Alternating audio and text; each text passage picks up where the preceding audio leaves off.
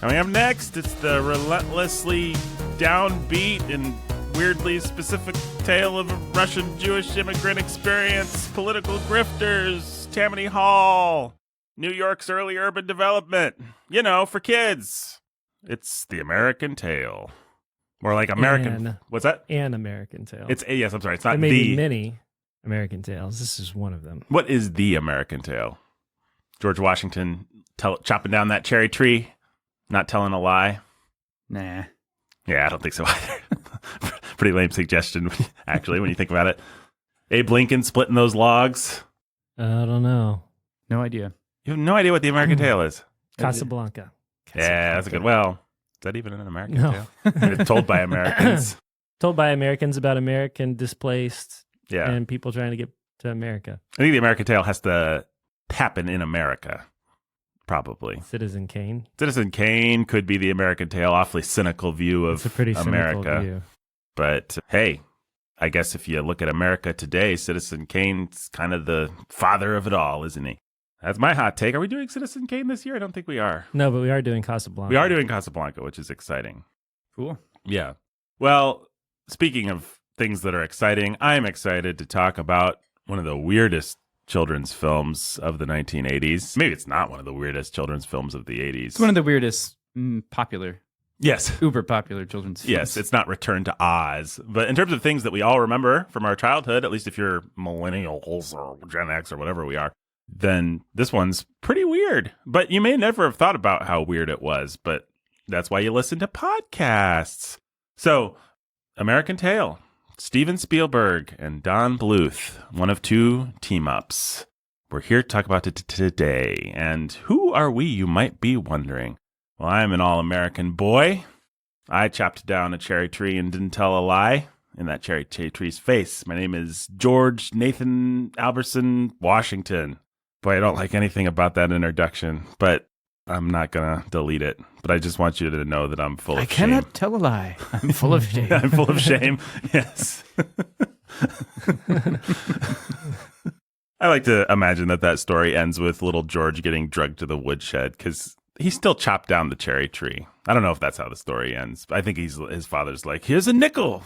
Thank you for not telling a lie. And he's like, cool, I can go to the nickel store like a millionaire because nickels were worth a lot back then or something like that. I don't know. It's been a long time since anyone's told me that story. Actually, I don't even know if anyone... Maybe I've only ever heard people say that story is not true, as opposed to ever in my life someone saying, have you heard the classic tale of George Washington? I don't know. Your thoughts, Ben? I have no thoughts, except I think I've heard that as not a lie. As not a lie?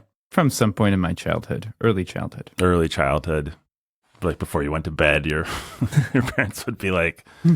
Well, every night, if we're being honest. Yeah. If we're being honest. Yeah.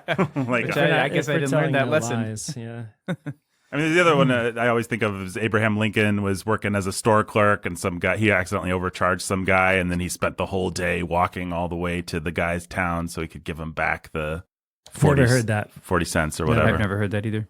Well, he was a great man, Abraham Lincoln. And one day we'll do Steven Spielberg's best movie, Minority Report. All right, I'm ashamed of that too. But I think that was a quality joke, but I could have made a better pull. I should have said best movie, War Horse, or the BFG, or something like there that. There you go. Yeah, Minority Report's actually pretty good. Pretty good. Yeah. But Lincoln ain't it. No. Lincoln's not his best movie. It might be his best late period movie, in my humble opinion, but that's for another day. If the joke was about Raiders or something like that, Right. that is Jaws. Right. I don't know if I think Minority Report's actually a good movie. I know I like watching it. It's fun. Or a lot of it's fun. Well, I'm not sure that it's good. It's a good question. I think it's good. I don't know. I feel like it holds up, but I haven't seen it in a while. But part of what holds up about it, I mean, yeah, there's a lot of dopey stuff in it, but you think of how predictive Yes. that movie was. Yeah, it's interesting that way. I wonder if I watched it now, if I wouldn't be like kind of annoyed, not the movie's fault, but just sort of like, this is so close, and yet so far away. Tom Cruise has to put on gloves before, Right. It's like all this Yeah. kind of goofy stuff that It's actually... just so shaped, like, what's the aesthetic of Tony Stark? What's Tom Cruise in Right. Minority Report? And so many different things like that downstream. Mhm. Right. And you watch old quote unquote Marvel movies, and they're actually getting to the point where they are beginning to feel a little out of touch. I don't know. It's weird. It's like we watched The Matrix not too long ago for this podcast, a couple of years now, I guess. But The Matrix actually holds up as a period piece now. Like, it's just like, oh, nobody uses any of that technology. His computer looks like an old 90s computer. It's decades old now. It's just not of our time. It successfully made the leap into not like, oh, this feels old, but just this is vintage now. And a lot of things are like that. But Minority Report might be in that weird liminal space where it's not quite fun and vintage, and it's not quite, and it might be in there for a long time because it was so predictive. So I don't know. We're not here to talk about Minority Report, though. In fact, a little ball just told me that in our future is a discussion of the American Tale, not the American Tale, an American Tale, if we can ever get there. And in order to get there, I need to introduce the other podcasters. So we have Ben Sulzer. Yep. He's a tough Italian street urchin. Tony Balboni. Stick with me, Nilly. A fun fact, Don Bluth thought that no one would be able to remember or like the name Fievel. He thought it would not catch on. He argued vehemently against it. Steven Spielberg really wanted it because it was his grandfather's name, who was a Jewish immigrant. And, of course, Spielberg won. But the compromise... And was right. And, of course, everybody knows Fievel, and everybody knows Fievel's Western Adventures and all this stuff. But the compromise was that he would be called Philly for a large chunk of the movie. But, of course, no one walks away from that movie thinking of him as Philly. Yeah, no. But I guess in Don Bluth's mind, maybe we would. Mm-hmm. And that would make us so much more eager to accept him. So, Nah. I don't know. Don Bluth, virulent anti-Semite. Jake, speaking of virulent anti-Semites. He's not one. Jake doesn't support them at all. Jacob Menzel, he's the pastor who's a master of cinema. And what is... You didn't say what I was. Oh, sorry. You're the preacher who's a teacher of cinema. There we go. I said you were an all-American Italian street urchin. Yeah, I guess you did. What's Jake? He's a drunken Tammany Hall... Politician. Honest Jake. Honest Jake. Honest Jake. Oh, my goodness. All the things that kids care about. All right, guys, what is your history with An American Tale? Ben, we'll start with you. Grew up watching it from my earliest days. Your papa would play the fiddle. Da-da-da. Yep, when I was in my crib before I could understand. Your mama would turn on American Tale. Yeah. Yeah, I mean, we just saw it a lot. It was a favorite. Did you see this or Fievel Goes West more? This. Yeah. And then when Fievel Goes West came out, we saw it several times. But yeah, this one. But then there was some point, I don't know what age it was. I mean, I don't think after Fievel Goes West I ever saw this one again, I want to say. Can't remember seeing it again. He went west. He went west. That was it. That was it. Yeah. Story over. Took the franchise with him. Yep. I grew up with Fievel Goes West. I mean, I remember it from...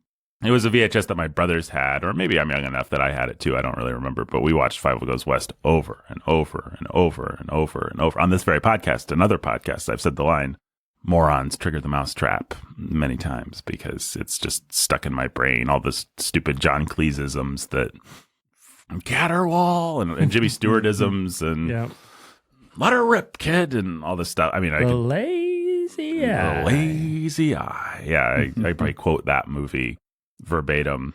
And I think I saw it first. I think I had to go backfill my American Tale. And then I saw American Tale, I remember, at a sleepover. I remember we were all crowded around a little 13-inch TV and we watched it. And it was very exciting. But it was striking as a kid who had seen American Tale Part 2 first, that Part 1 was dark and scary, and the second one I don't think has anything like that. It's just pure children's slapstick. You have that tarantula who chases him and tries to get him. Yeah, there's some. Yeah, but this is not the existential drama of being separated from your family and being thrown into a sweatshop and wandering the streets and having orphan street kids pick on you. And yeah, it's really got everything.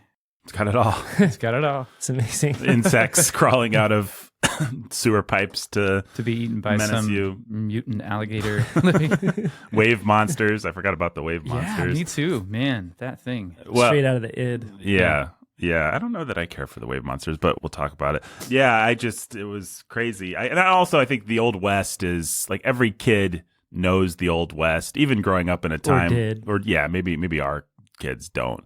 But in my time, at least, and certainly in my parents' time, like all those tropes. Oh, it's the sheriff, it's the bat, like that all was very readily accessible. Whereas all the tropes of the immigrant experience, like I was making fun of at the beginning, like Tammany Hall and the streetwise Italian kid, like those weren't things that I really connected to. This might have been my first experience with them watching this movie. This might have been my first experience with them watching this movie. Jake, your American Tail history? I grew up with it. I remember seeing it in theaters, which is weird. That's really weird. You would have been 2. Yeah, I would have been. But I have a memory of seeing it in theaters. Huh. But I have lots of weird memories from early in life. So. Yes, that's a fun fact about Jake is he has a remarkably specific memory for the first 5 or so years of his life that most people don't have. Yep. And then a gap and then memories again. But yeah, anyhow, that's my history with it. So I would say it shaped a lot of those tropes or established them in my mind as just part of my childhood. Yeah, it's one of those things that kids experience where you see the parody before you see the real version. You understand the Simpsons version of something before you understand the... Doggone it. Everybody's computer's going off. Before you understand the actual version. So you have this movie that's playing on all these tropes, and for you, it's just an introduction to the tropes. Do you guys have any other sort of history or relationship with the films of Don Bluth? I mean, Land Before Time. Same kind of thing. Although Land Before Time has like all kinds of fun associations with classic Pizza Hut. Sure. In mind, because they carried these toys and stuff. I remember going to see it in theaters and going to Pizza Hut and wanting all the things. And so it's got some of that same sort of like full 80s, 90s childhood experience kind of vibe wrapped up in it. Another thing like that is the Aristocats, which I never really I don't think we ever saw that in theaters. I didn't quite grow up with that, but I remember all the McDonald's toys and the stuff around that too. And which is weird. I don't think that McDonald's breakfast with my dad, and it doesn't really happen anymore because Aristocats is from 1970, but Disney used to do, especially pull it out of the vault. Yeah, before the Renaissance, when they needed money, they would just pull one of the classics out of the vault, and then they do a full release with McDonald's toys. All that, they'd recycle everything like it was a new thing for each generation of kids. Right. So this movie, American Tail, actually opened against Lady and the Tramp from 1954 or whatever it was, and I think Lady and the Tramp actually beat it. Although it made more money overall, it lasted longer. But opening weekend, if I'm remembering correctly, it's somewhere in my notes. Maybe I'll get to it. But Lady and the Tramp. And then went against another one. There were 2 Disney... Did this one have a theatrical re-release? Did American Tail? Yeah. I'm sure it probably did, but I don't know. I mean, not a famous one. Nothing that I came across in the research, I guess. Not a... Going to those Disney re-releases was a thing. Sure. That I definitely did. And being part of that whole experience. And that Batman was another one of those, like merchandise, the Tim Burton Batman stuff. The merchandise and all the things tied up with absolutely everything. Yeah. Well, it's weird. I guess for all of us, those 2 Don Bluth movies, his 2 Spielberg team-ups are kind of seminal childhood movies. And for me, actually, especially Land Before Time. I think we had the VHS for Land Before Time, and we watched it a lot. And I was a big dinosaur kid. I loved dinosaurs. And so Land Before Time was pretty special to me at a certain point. Although I really have not seen that one and since I was a young kid. But I remember it as being very scary, very primal, very sad when his mom died, all that kind of stuff. There's definitely an edge to both those movies that you don't see in Disney. Yeah. So it's got, I think, that working for it. I think so too. Yeah. Yeah. Although I didn't see Land Before Time as much as a kid. I remember liking it a lot. I remember being vaguely aware of it as, oh, this isn't Disney, and it feels off somehow. Like the animation just feels different than what I'm used to. Not off in a bad way, but just, this is very similar to a thing that I'm very familiar with, and yet... But it's not. It's not. The story's a little different. The storytelling style's a little different.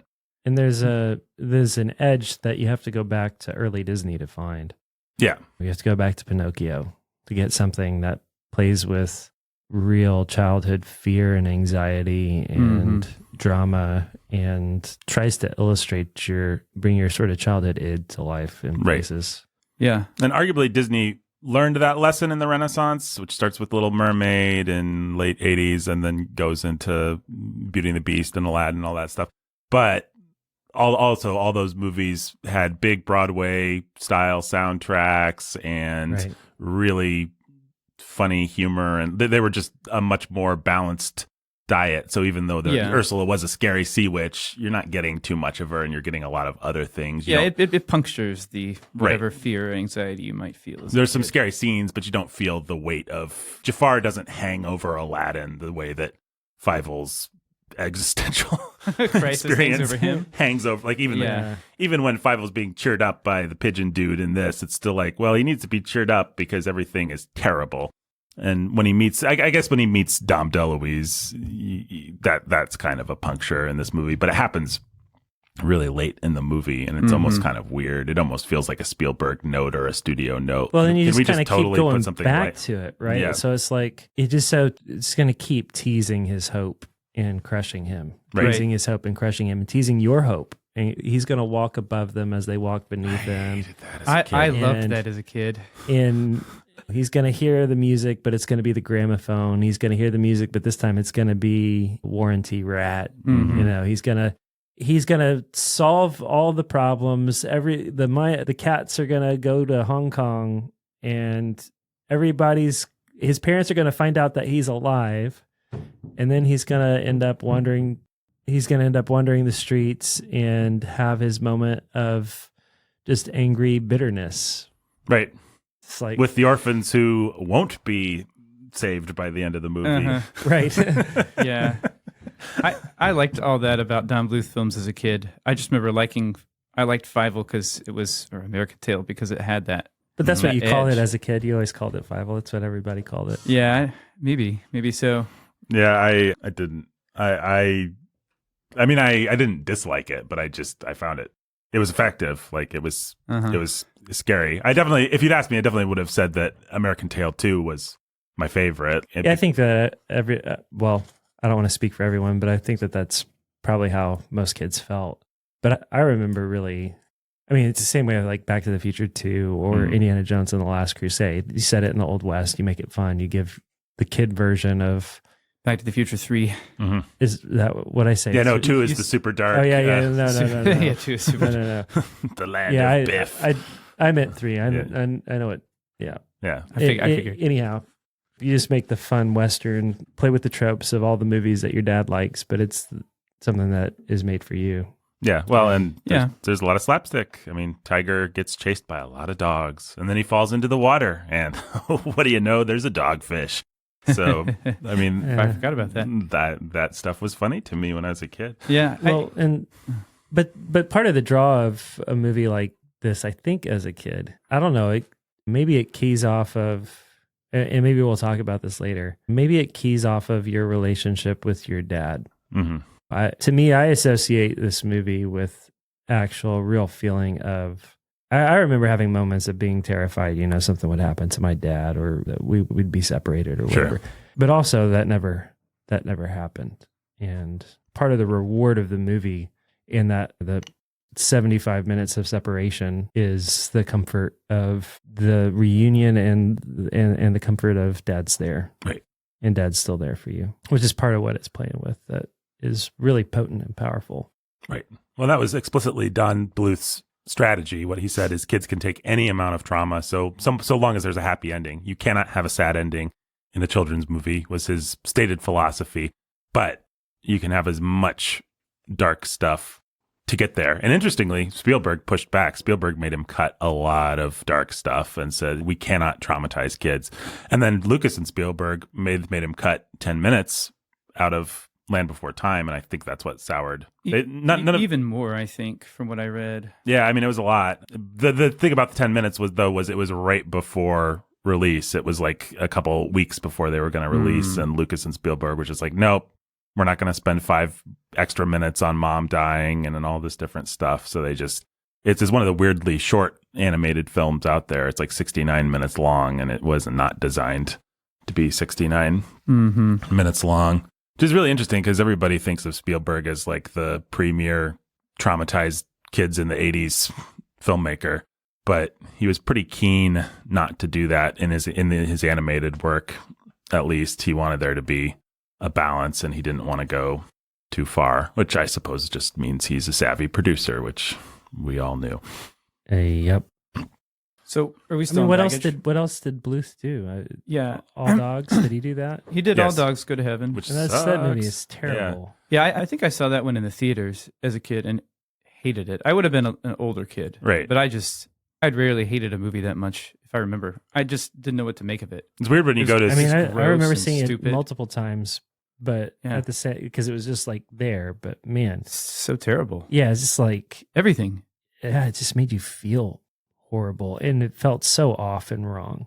It is. It's perverse. It has a hell that feels like hell. Mm-hmm. Yeah, and then it has a bizarro crocodile dog like love duet. The big-lipped alligator. Well, and just the whole story is the dog dies, and then he wants to go back to get revenge on the gangster who killed him. It's like this is not the stuff that kids' movies are made of. This is not a relatable. Well, but then it has a cute little girl that he's going to manipulate and lie to so that he can live again. Well, we'll talk about Don Bluth and his fall and his how much he sucks. Well, can I just say? Yes. So my favorite Don Bluth movie, and this might have been true in childhood, though I can't swear to it, is Secret of NIMH. Sure. Never saw it. Secret of NIMH is awesome. I've been watching clips of it since watching American Tail. Never saw it. Never saw Thumbelina.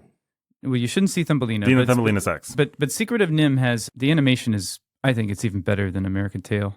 And same style. Yeah, same style, but there's something different.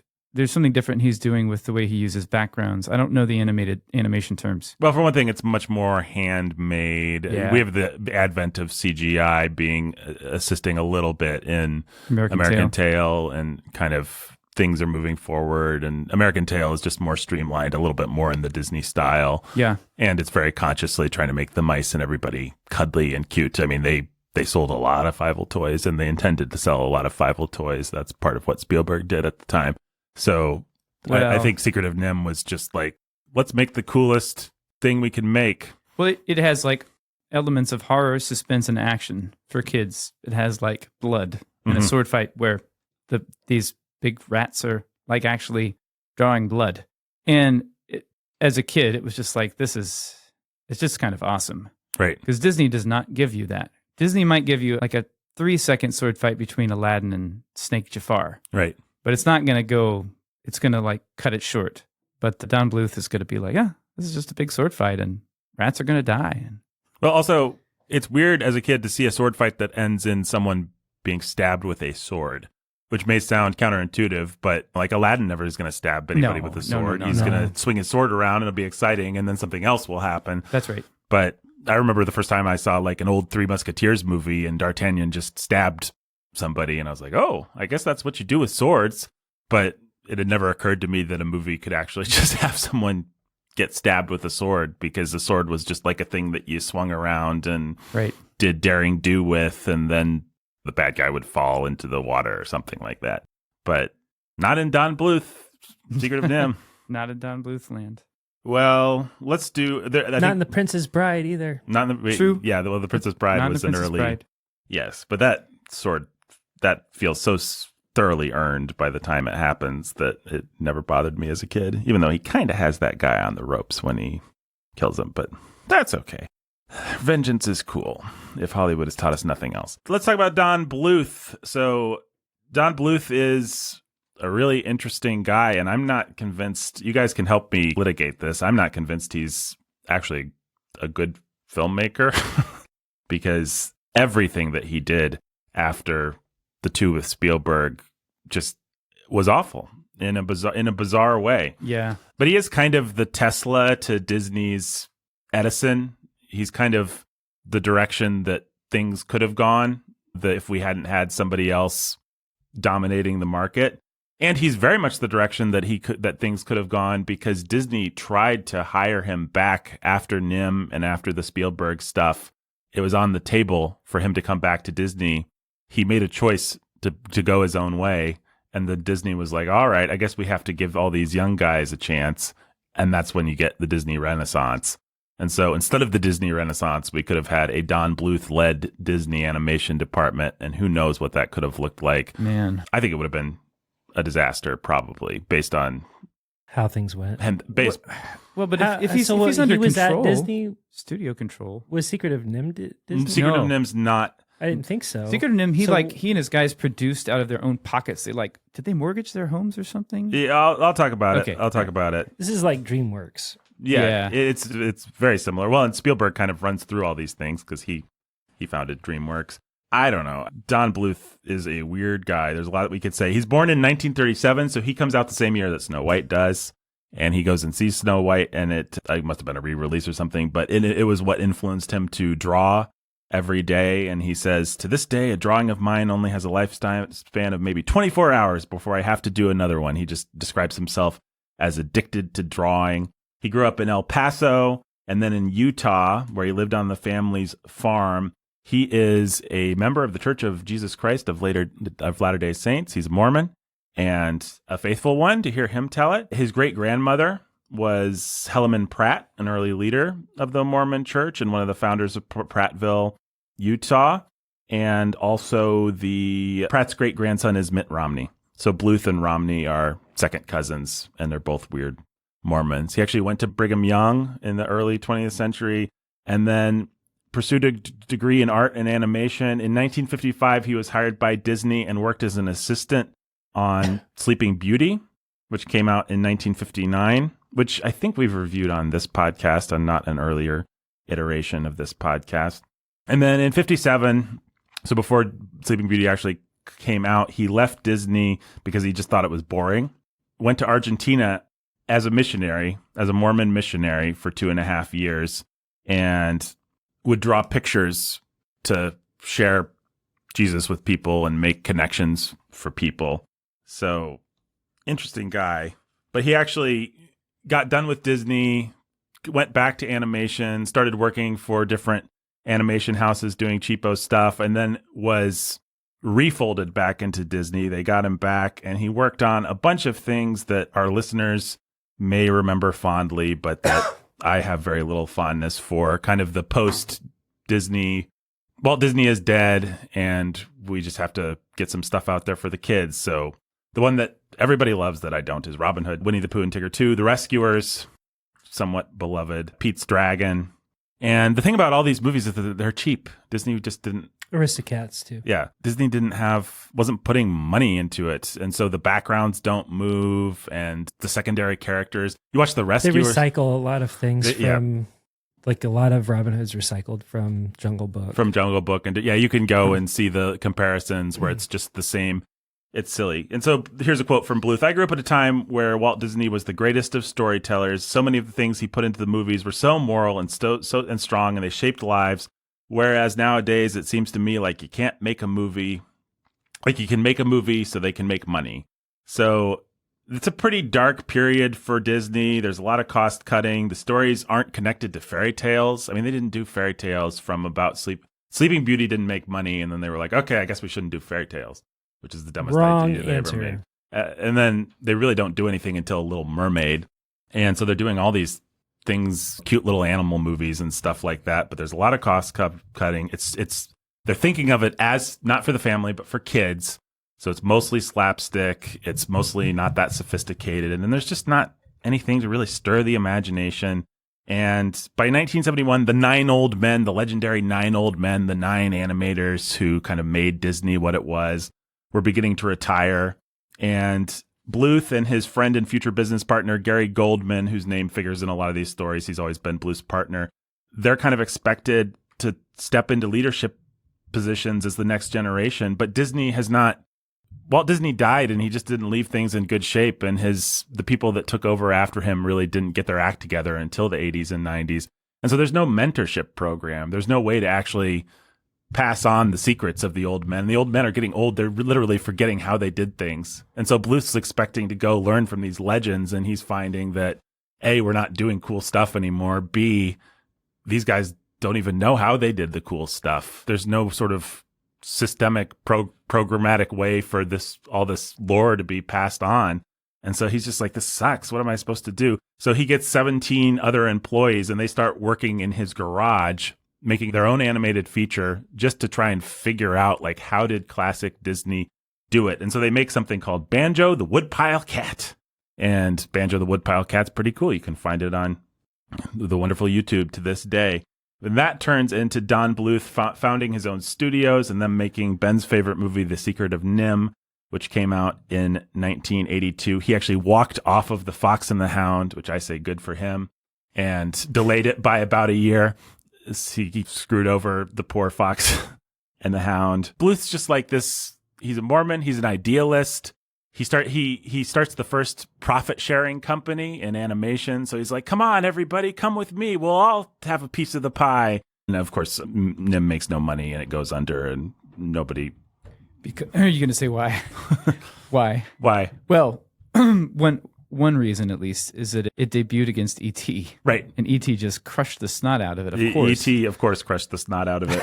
But it made some money on home video release and cable showings and kind of became a cult classic. But Don Bluth Productions had to close. But Spielberg saw NIMH, and Spielberg had the golden touch.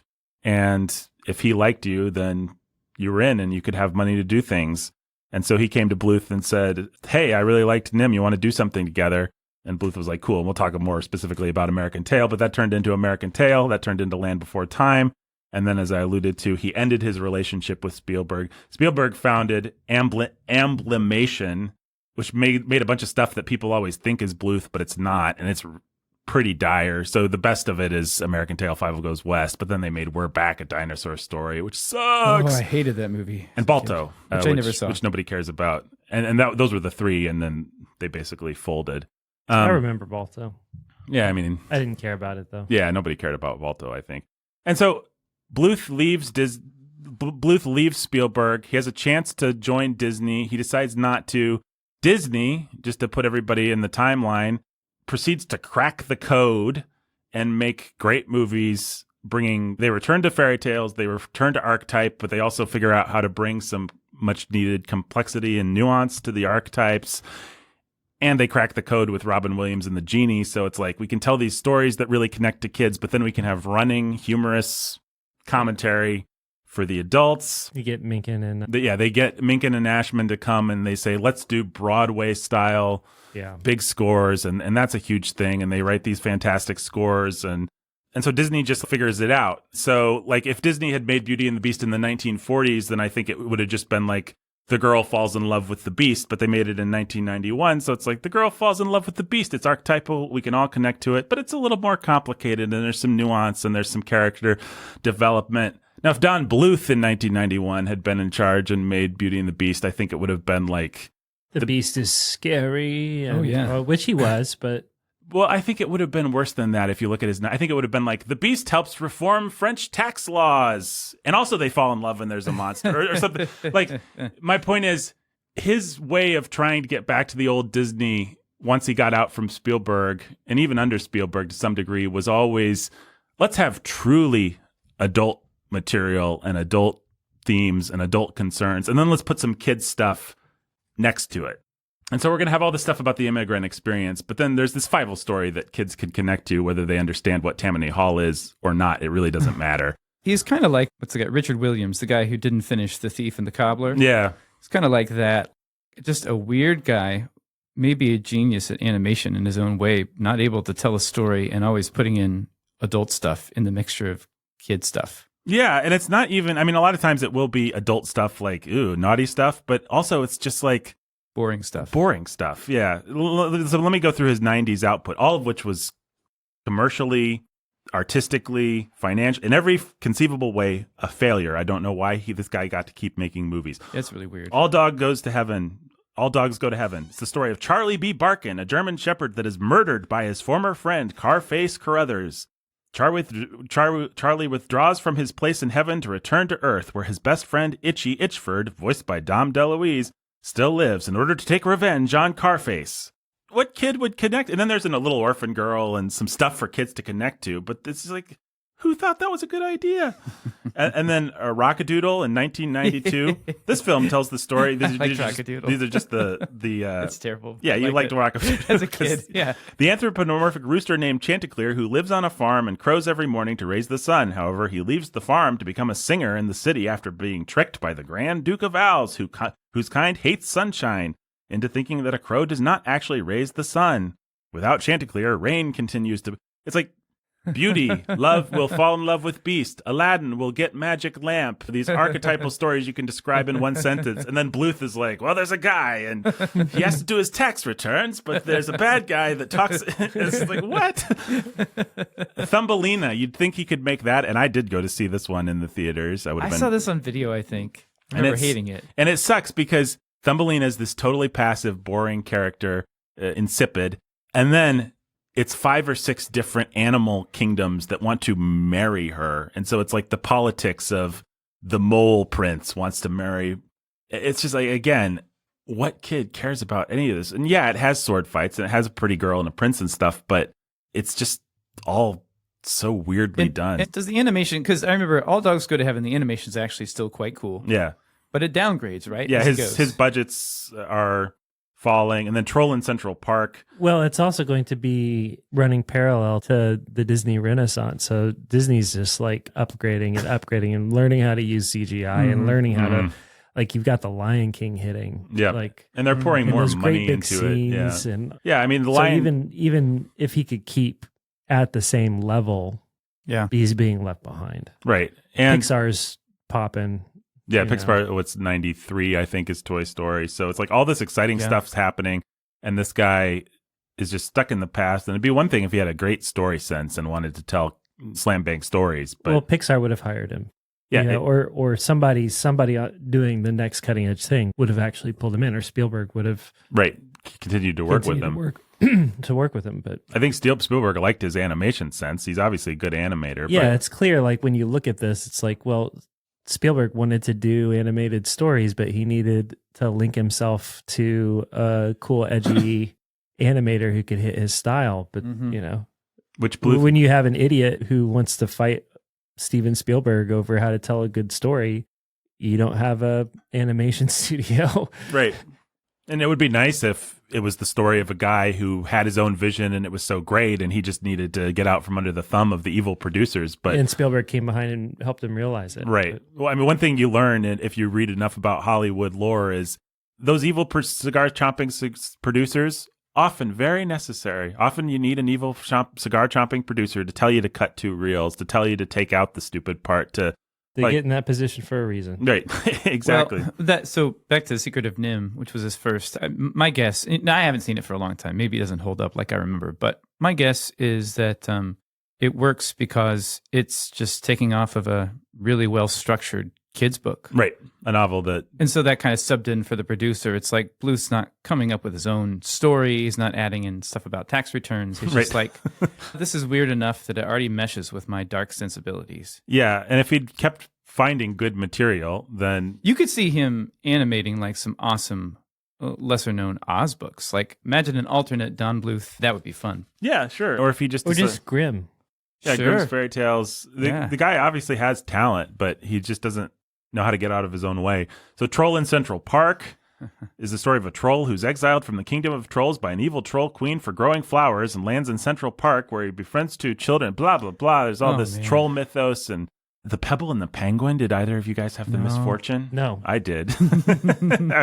Because these were the kinds of movies that, like, it's a rainy Saturday afternoon and the kids are driving you nuts and nothing else is playing. You've already seen the Disney movie. This is animated. Yeah, so, like, we got drugged to a number of these things. What's with all the bad animated Penguins movies? Because you got are the Happy Feet movies any good? They're supposed to be pretty good, actually. Okay, Because people do like that. That's George Miller. Okay, I know it is, but okay, I just haven't seen it. I don't know that I've seen them, but I think my kids might like them. Okay, let me give you Pebble and the Penguin, and I remember as a kid being like, "What?" Based on the true life mating rituals of the Abilai penguins in Antarctic, the film focuses on a timid, stuttering penguin named Hubie, voice of Martin Short, every child's favorite actor, who tries to impress a beautiful penguin named Marina by giving her a pebble that fell from the sky and keep her from the clutches of an evil penguin named Drake, played by Tim Curry, of course, who wants Marina for himself. And so there's all this stuff about which pebble will get which girl, and it's all really rooted in real mating rituals of penguins. And it's just like, who? This should have died back in the storyboard phase. Like, who greenlit this? It's like what AI art it does, where, it can't draw human hands. People make fun of it because there are things that it just has no sense of how to do. Don Bluth is that to stories. Like, his storytelling sense is just off. It's never, ever been good. His movies are never like just based in basic human wants and desires that everyone can relate to. So by this time, Don Bluth ought to just be poison. He literally makes 1, 2, 3, 4, 5 box office bombs that no one likes, except for Ben is the one person in the world that liked Rockadoodle. Hey, I was a dumb kid. I'm allowed to be a dumb kid. But my point is, there was one dumb kid that liked Rockadoodle. His name was Ben Sulzer. There were no dumb kids that liked Thumbelina, Troll in Central Park, or Pebble and the Penguin. I was a dumb kid. I didn't like any of those. And meanwhile, Disney's just knocking one thing out of the park after another. Pixar's a thing. Bluth.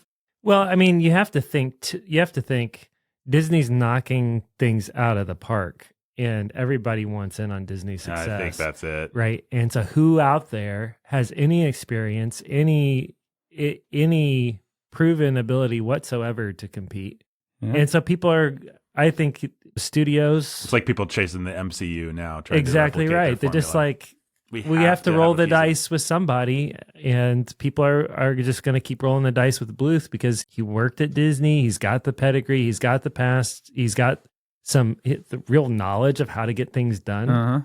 And he's got the critical successes of a Secret of NIMH, An American Tale, and Land Before Time, which were huge. Right. He went up against Disney. Yeah. Yeah. Well, and by the way, I should say, I suppose we'll get to this later, but Great Mouse Detective came out against American Tail, and American Tail did just fine. I don't know who won, but interesting. In any case, he was actually able to take on Disney during the 80s, but Disney was not as powerful, and he had Spielberg helping him. In retrospect, An American Tail wins. Right. I mean, yeah, no, I agree. I think everyone would agree with that. So he actually does. Fox Animation Studios. It's exactly what Jake said. Fox wants to get into the game. They want to beat Disney. And so they open Fox Animation Studios in 94, and they hire Bluth, and they explicitly say, we need you to reverse engineer the Disney formula. And he does, and it makes money, and it does well, and it's fairly fondly remembered. Anastasia, 1997. Yeah, people like that one. People like that one. I don't think it's anything special, but it's also not bad. Yeah, you can go to it. I saw it. I showed it to my kids. I had never seen it before. I haven't seen it. It's been several years, and it's got that sort of same, almost excessively scary.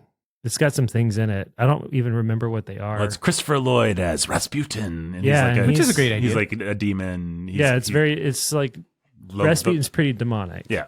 And depraved and scary in a way that.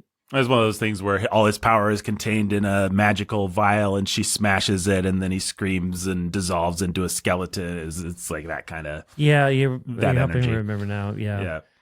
But yeah, you can watch that movie and be like, hey, this holds together. This is pretty good. Yeah, but then you forget about it and you never go back to it. It's not a pimple on Beauty and the Beast or Toy Story or any of the iconic 90s movies, but it's pleasant. It holds up. Yeah. Decently if you go back to I think it would. Yeah, but you wouldn't like... You would never think to go back to it. Exactly. I mean, it's fine. If somebody's interested, I'd say that's the other Bluth movie to watch, but it's not really even a pimple on American Tail or Land Before Time. Anyway, then Don Bluth gets a big budget and he literally kills Fox Animation Studios with a little movie you guys may or may not remember called Titan AE, which came out in 2000. Remember all the trailers. I remember thinking, man, that looks so bad. Yeah, it's one of those things where they're like, hey, it's our cool new thing. And the audience is just like, nope, not interested, don't care. You can put Matt Damon in it. You can put Drew Barrymore in it, which they did. And we're just like... And Bluth is just like consistently in the 90s and into the 2000s behind the times. Like CGI, Disney not only has their renaissance, but then their renaissance ends and they're smart enough to acquire Pixar and move into CGI as 2D animation sadly dies. And meanwhile, Bluth's still like, hey, can I do things that are old and stupid?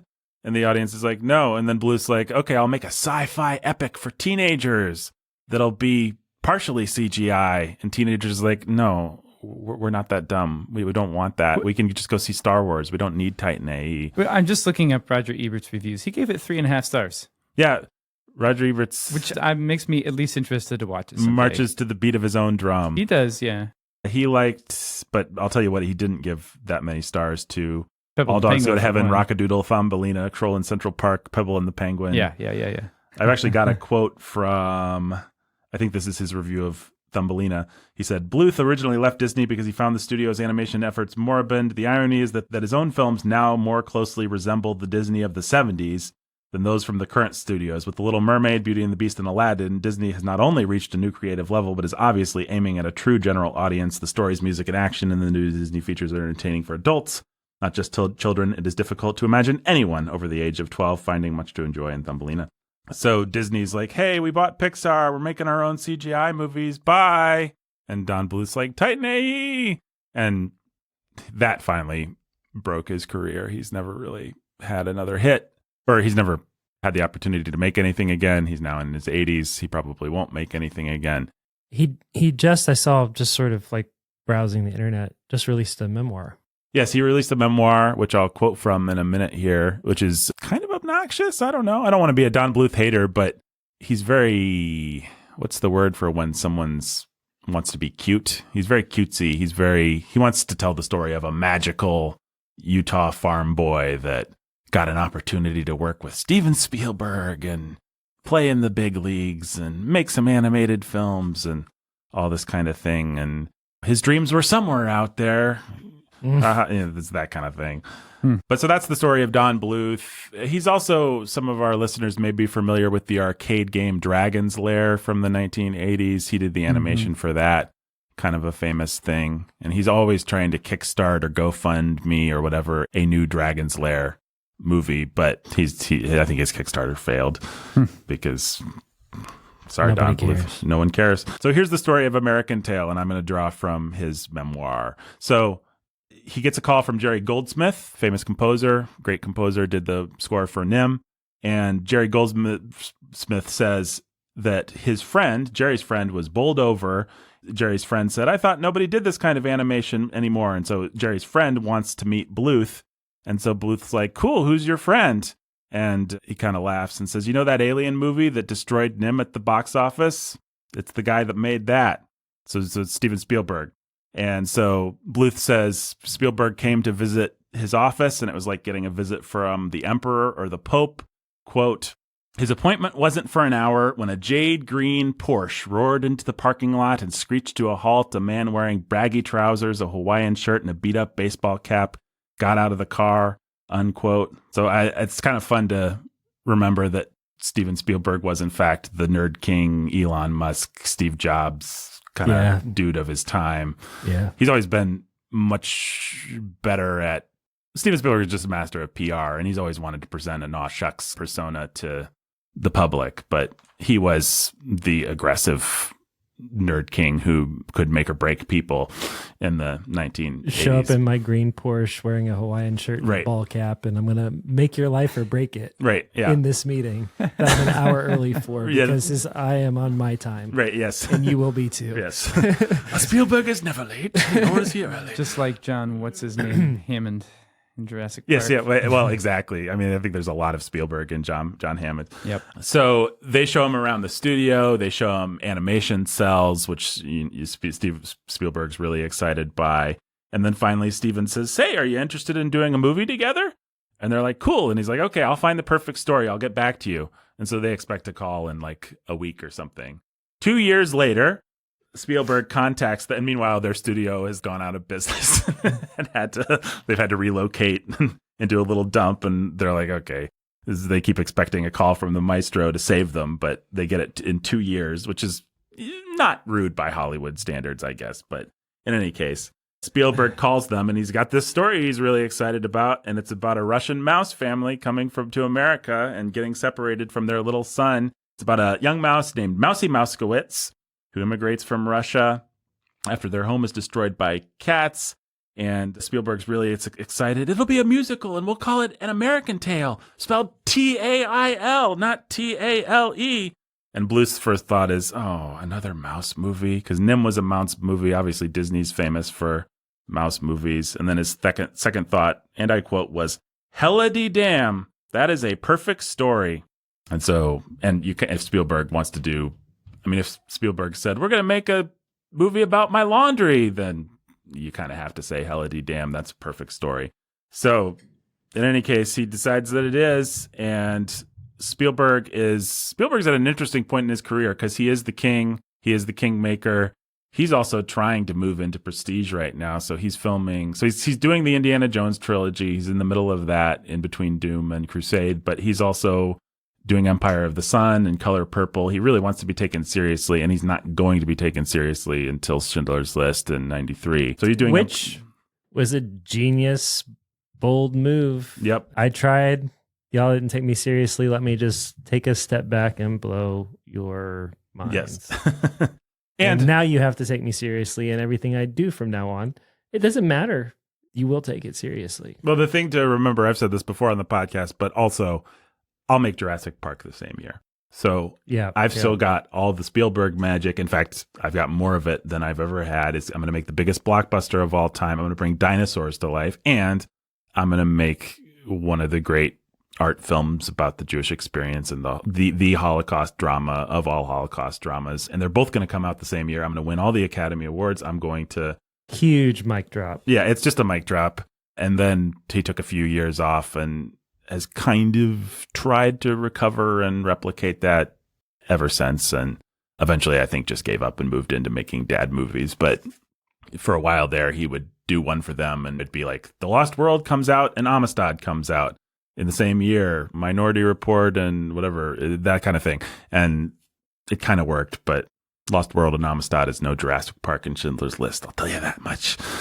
So in any case, Spielberg, you can see the sort of competing things within Spielberg in American Tail. It's very much a commercial movie. It's very much designed to sell toys and all that, and to have a story that kids will relate to. It's also, he's connecting to his Jewishness and his experience and his family's experience and all this kind of stuff.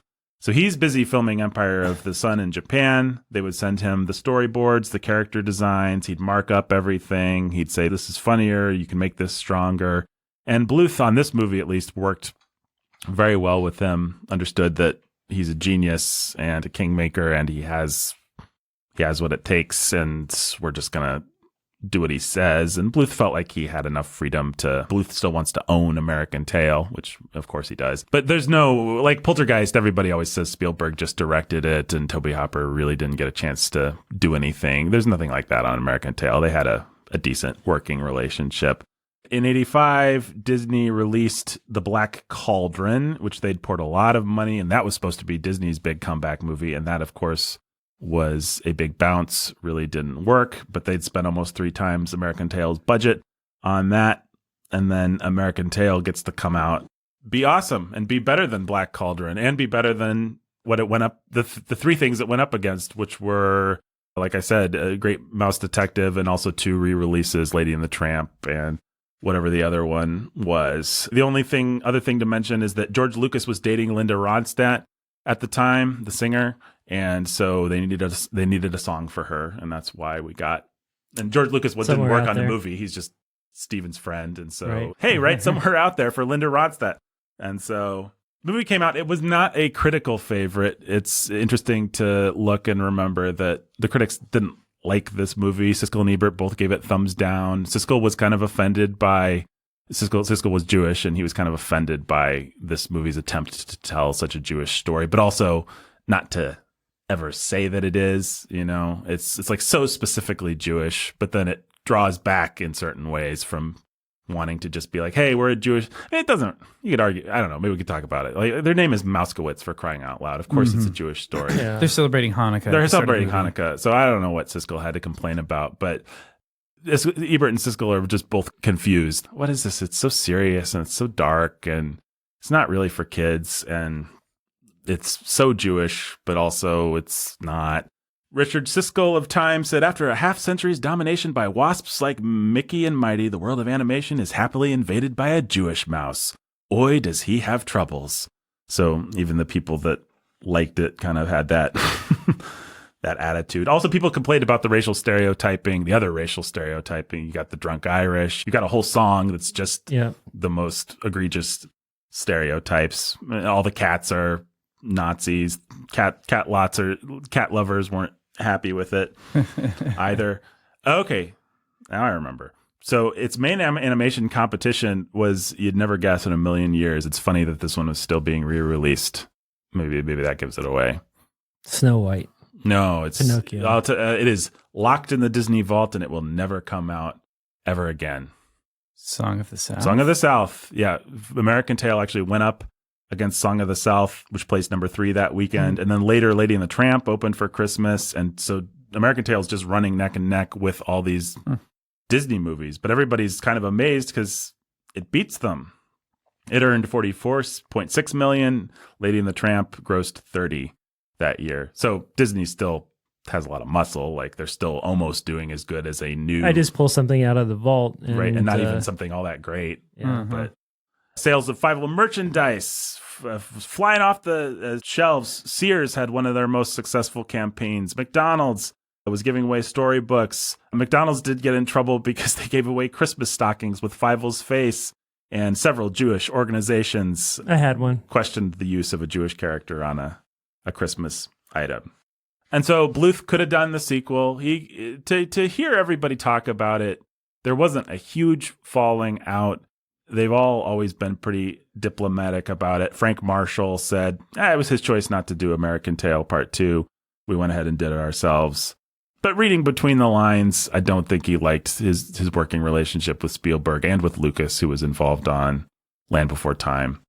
They cut 10 minutes out of it about a couple weeks before its release. They insisted on a bunch of things. Like Bluth just wanted to make it a dinosaur movie where the dinosaurs didn't talk. His inspiration was the awesome dinosaur sequence in Fantasia. But they were like, the dinosaurs have to talk. It has to be cute. It has to be Littlefoot and his pals. We're going to cut out a bunch of sharp-toothed stuff.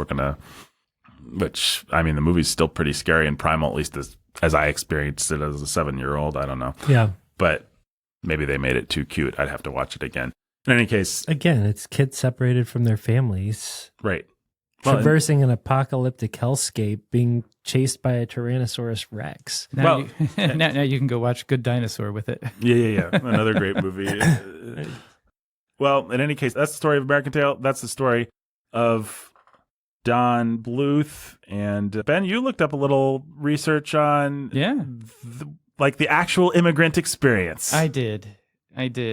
Yeah, so the movie takes its cue from the experience of Ashkenazi Jews. That's the bulk of Jewish immigrants to America. So they would have been the ones who settled near the Rhine River around 1000 AD, parts of Germany and France. And as they got pushed out, persecuted, they moved east until they're in Russia, Ukraine, Poland, or what today is Russia, Ukraine, Poland, that kind of thing.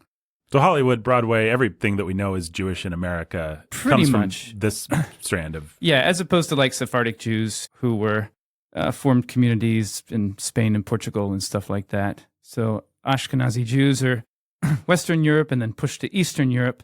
And then from there, they started to immigrate to the U.S. So in the movie, you see that it's in Shostka, Russia, if I'm saying that right. That's the village, or that's the city that their little place is, the Moskovitz family. So today that's Ukraine, Shostka, Ukraine. But it was part of the Russian Empire at the time. And it's an area called the Pale of Settlement, which I didn't know anything about. And the Pale of Settlement was this big, western region of Russia, where if you were Jewish, that's where you were going to live by decree of the Tsar. And you had very limited rights as a Jew. And unless you were really rich or you had connections, you were not getting outside of the Pale of Settlement. And so you lived inside this region and you didn't have very good rights, and life was pretty rough for you. This area ceased to exist around the start of World War I. Ceased to exist politically, ceased to be enforced as a boundary.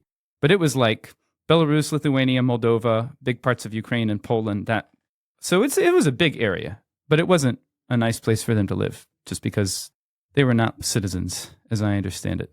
So this movie is set in 1885, and the biggest pogroms, the biggest attempts to kill or drive out Jews happened from 81 to 84.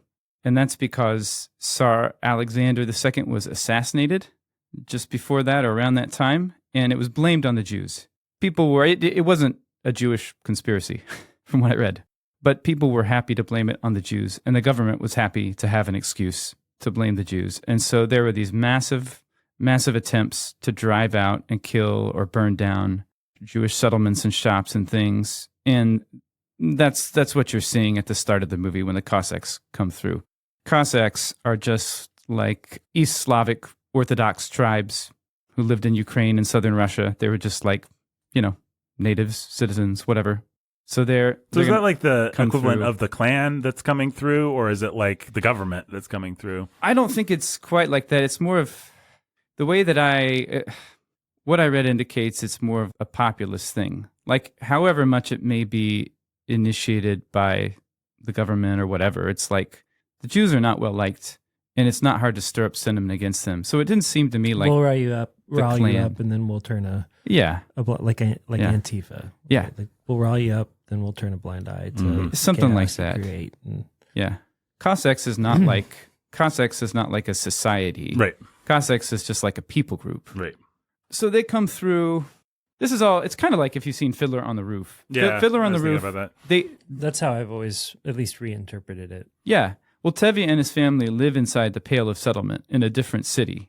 And the difference being they're not driven out by a pogrom, but just by an edict of the Tsar at the time. Like, you have to leave. So they leave. So the Mouskovitzes, they leave Russia, which was illegal, involved dangerous border crossings, and they immigrate to the U.S. by way of Hamburg, Germany. And that's a real detail. Hamburg, at the time, had the largest Jewish population of any city in Germany. And that's because the Jewish population there had the right of domicile, which is not citizenship, but it's just, think of it as a collection of civil rights. It's like, you're going to get a trial if something happens to you and you have property, whatever. So they had a right of domicile, and so their community grew. But Germany wasn't like interested in accepting a bunch of new Jewish immigrants. You're not going to settle in Hamburg, but you can find some friendly hands to help you on your way to America. So that's what they do.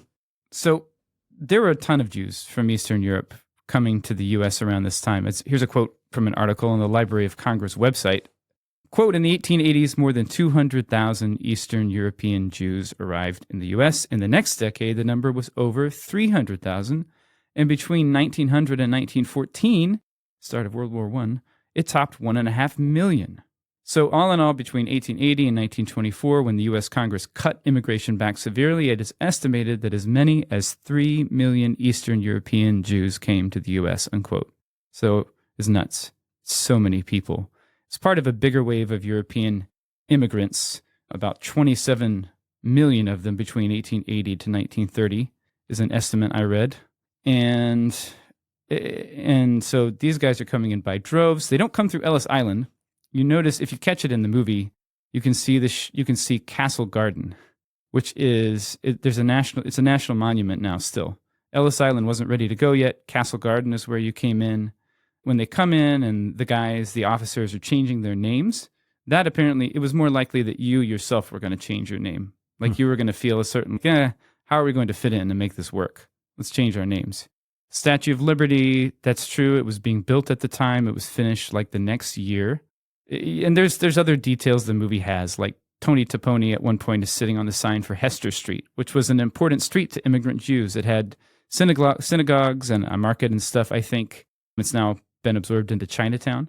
Tammany Hall, the wonderful sequence in Tammany Hall where we learn about political corruption and stuff like that. Ghost votes. Ghost votes. Well, Tammany Hall, it was a political organization that became the political machine of New York City Democrats. It's famous for lots of cases of political corruption. And yeah, they would have used immigrants as a voting base, of course. So that's accurate too. And then immigrants, when they came in, they often would have worked in sweatshops, garment-making sweatshops, like you see Fievel sold into.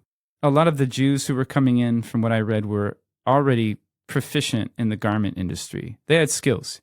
That wasn't true of all the immigrants. I mean, there's immigrants from a lot of different countries coming in. But in any case, sweatshops were were a big thing because as the clothing industry expanded and people needed more and cheaper clothes, what these big clothing manufacturers would do is they'd contract. And they say, oh, you want to be a contractor? Okay, we'll pay you such and such a piece. And so a contractor could just be someone like, now I'm a contractor and I bought a sewing machine and I have a shop in my tiny apartment. Conditions are terrible. I'm going to hire 4 people. We're going to cram in here, going to make clothes as fast as we can. And that could just be one immigrant doing his best, immigrants trying to take care of each other. It could be someone really nasty, exploiting people who come through. It could be on a larger scale. But in any case, contracting was a big deal. By the 1890s, around half of all the clothing was being produced by contractors. So the business would give these contractors bundles of cloth, pay them to assemble it. And this was super competitive work where you're paid by the piece. So it's not uncommon to be working 6 days a week, 15 to 18 hours a day, maybe getting paid for 4 days worth of work, basically, because it's competitive and the price is going down and clothing manufacturers are going to get the most they can for their money. And it's just miserable. So that's a real thing. Kids, yeah, they would have been pulled into this, or maybe, I don't know about sold into this. I couldn't find sources on that, or at least I didn't. But yeah, you can imagine a Fievel working in a sweatshop, making garments through all hours of the night. So yeah, life was not that great for immigrants coming into the city. Learning more of the backstory of this movie than you ever thought you would. Well, even, what is it, where they go to make the Mouse of Minsk? That's a real place. The Hall of Horrors or whatever. All those things are real. This movie has a lot of details. It has a lot of details. It doesn't have like the wealth of fun details that like a Raiders of the Lost Ark or a Spielberg proper movie has, but it has things in the background that period aficionados can enjoy if no one else. I never noticed any of this stuff as a kid. It's really interesting. All right, well, let's talk about the movie. What'd you guys think about American Tail coming back to it as adults? Liked it. Thought it was weird. I mean, as a kid, you don't notice all the connective tissue that's missing from scene to scene, or how arbitrary it is to be plunged into this or that kind of horror. It's like transitions just happen with no warning. He falls down a hole and now he's in insect world and now he's in the cat's lair. It's amazing. I don't remember any of that as a kid. It just flows. Everything works emotionally. But as an adult, it's like, what is this? It's amazing how you don't process it that way as a kid. Like you're not even aware of, there's all this stuff that I don't understand. It's just, you're so tethered to Fievel and you're so experiencing his story that it just doesn't, you're just not bothered by, Honest John, the crooked. It's just kind of how you experience life. And so it just is deeply psychologically real, I think, from the perspective of a child. Yeah. More than a Disney movie. Yeah. I mean, it really does. I mean, you start with, warm, happy Hanukkah, and then the kid's just going to run outside, and now he's being chased by cats, and now we're going to get on a boat. And as a kid, you just don't ask the question of who are the Cossack. It's just like, well, they're the bad guys. They're the bad guys. Yeah. Yeah, you don't have to. It's evocative more than logical. It's like a tone poem. I don't know. I will say, I don't know that this one really works for me as an adult, which isn't a knock on it, really. I didn't enjoy it as much going back to it. I mean, it felt a little bit like it's not so much of a powerful kids movie that I'm still really connecting to it all that much on that level. I'm sure I'll enjoy it with my kids and I look forward to watching it with them when they're old enough, but I'm not connecting it to it like I do to a Beauty and the Beast or a Lion King or something like that. Sure. And then there's all this adult stuff, which is developed enough to be interesting counterpoint to the kid stuff, but it's not actually developed into, like, if I want to watch a movie about Tammany Hall grift, I can go watch Gangs of New York, or if I want to see this world, I can watch Godfather 2, which is probably my favorite evocation of early Americana type stuff. Like the young Vito stuff is wonderful in that movie. Like, there's adult movies I can watch about Gussie Mausheimer and Honest John and all that kind of stuff. And so kind of felt a little bit like, I don't like DiGiorno's because it's not really pizza, but it's also not really just like, I prefer a Totino's to a DiGiorno's. It's a very controversial opinion. I have, because the Totino's isn't even really trying to be a pizza. It's just its own crappy thing. Then I also like pizza. I really like pizza. But then DiGiorno is like caught in that liminal space where it wants to be an adult pizza, but it can't quite. But it's also not just what I like about a nasty frozen pizza. This is a movie kind of watching it without kids as a late in his 30s gentleman with his wife is just like, I don't know that there's a lot for me here. I mean, I hope people don't hear that as like a nasty criticism or anything. I'm just observing my experience. I think I felt that way. Like I was kind of admiring it more than, in certain respects, more than enjoying it. Like it couldn't. There are only two ways to watch it as an adult, and that's to reconnect with that feeling in your childhood, or to watch it as a parent, as a father, right, who could imagine himself in the same shoes as the dad and experience the reverse side of that horror of having lost your child or being separated from him. Yeah. And that's it. And the movie doesn't really give you any middle ground. It's not going to be for anybody else. It's not going to resonate for anybody else. And so, yeah, I mean, all that other stuff. Yeah, if you came to this existential angst movie about separation from parents thinking you were going to get a great window into the immigrant experience, then yeah, it's bankrupt and stupid, and you should watch Godfather Part 2 or something like that. But I don't know why you would come to the movie wanting that. So. I wouldn't, and I didn't. But my point is that as an adult, the movie does spend an awful lot of time on the immigrant experience without giving you a full meal of immigrant experience. And so it's like, sure, I could argue that my enjoyment would be greater if it was one or the other, if it was just the primal fairy tale, or if it was an actual story for the whole family to have enough to chew on. But it's not. And I don't think Disney hadn't really cracked that. I think Beauty and the Beast is the movie that really cracked that. We can make a 90-minute movie. It can have enough psychological complexity for adults to enjoy the relationship between the characters, and it can have slapstick, and it can have action, and it can have songs. Well, part of the alchemy with Beauty and the Beast is it's a romance. Yes, exactly. Right. So you can connect to that whether you have kids or not. Right. You have more trouble reconnecting to The Lion King. Right. Either you experience something similar as a kid that you're reconnecting with when you rewatch The Lion King. Yes. Or you experience it sort of like a dad, even although the dad side of that story is pretty much gone. Dad dies. So right. But as far as you connect with your kid, you watch your kids connect with it and walk through that. Like you experience it through the eyes of your kids. Like that's another way to do it. And so you sit down to watch An American Tail with all your kids. There's your own experience as a kid. There's watching it through the eyes of your kids and watching sort of like feeling bad for them as they walk through Fievel's existential angst for 70 minutes of movie, and wanting to reassure them that you're there and that you would come find them. And then there's that third dimension of what it would be like for you as a dad to be separated from your kids, to have given up hope, to have been convinced your son was dead and gone, and then to have that hope restored, all that sort of thing. Yeah. Well, and those scenes still work just fine. I mean, the big they find each other scene, obviously. You'd have to be a pretty heartless person for that not to play. I mean, Steven Spielberg knows how to extract tears about as well as anybody, and this movie has it.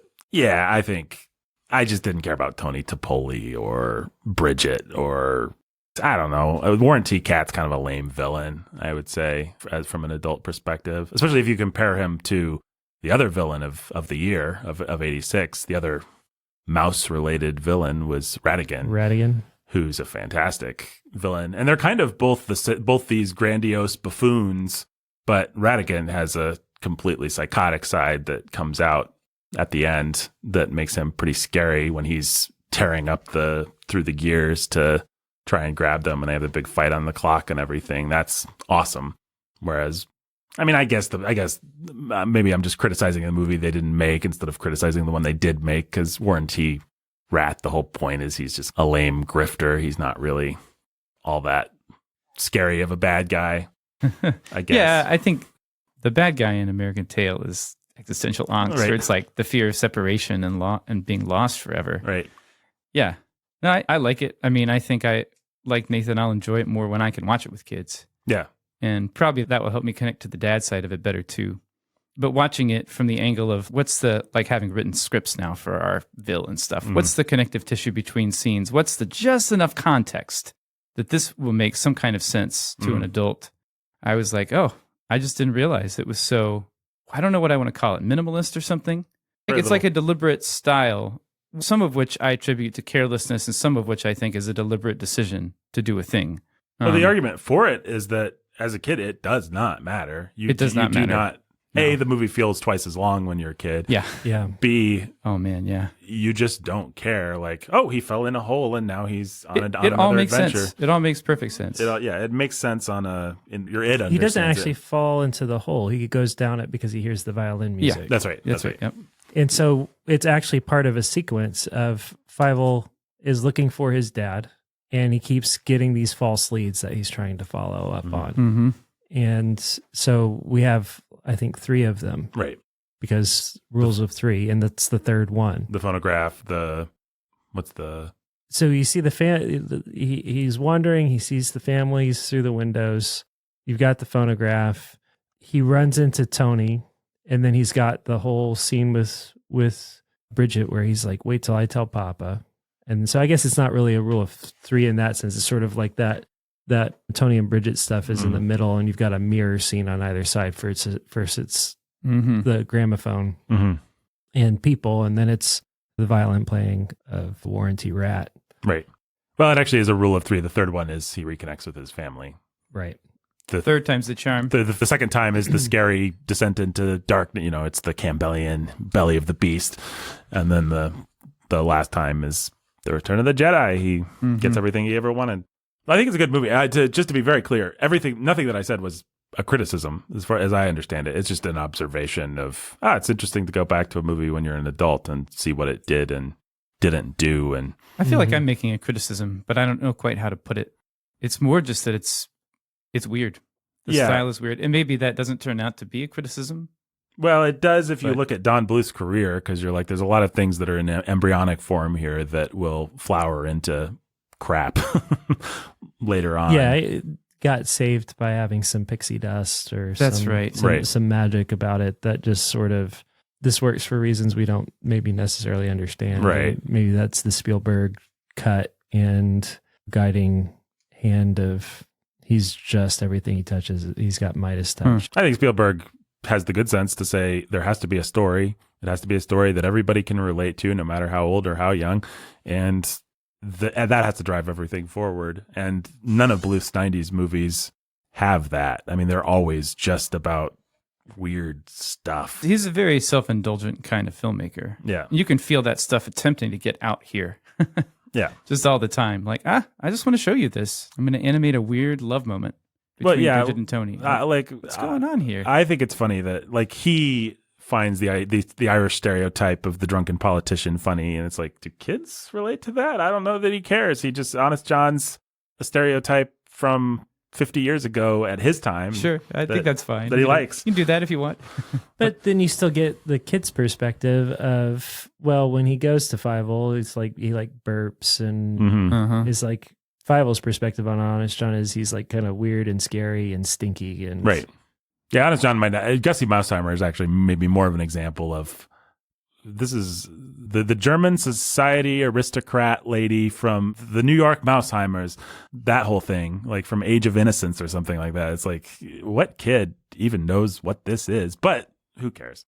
And I think it's fair you can do this kind of story. I mean, you can have a central narrative that draws kids along, and then you're just doing your own thing in the corners. That's actually not an illegitimate way to work. It's just that in the 90s, Bluth forgot to have that central story that actually pulled you through. I'm sure we could think of some good examples of stories that work on more than one level. Disney did it with their comedy, where it's just like Robin Williams is doing Rodney Dangerfield impressions. Kids might think that's funny because he's doing a funny voice, but they don't know who Rodney Dangerfield is. Right. They don't know who Peter Lorre is. Or Groucho Marx. Or, yeah. Robin Williams is like doing old stuff, and it's fine. And same thing that's the real formula that Disney cracked. But And Pixar improved on. Yeah. I mean, my favorite movies are the ones that are integrated, where it's like everything's for everybody. The songs are so good that kids love them, adults love them. The comedy is so good that it doesn't matter. It's just a good movie. That's the best children's film. I mean, that's why The Incredibles or something like that. Yeah. Where Pixar just lands it.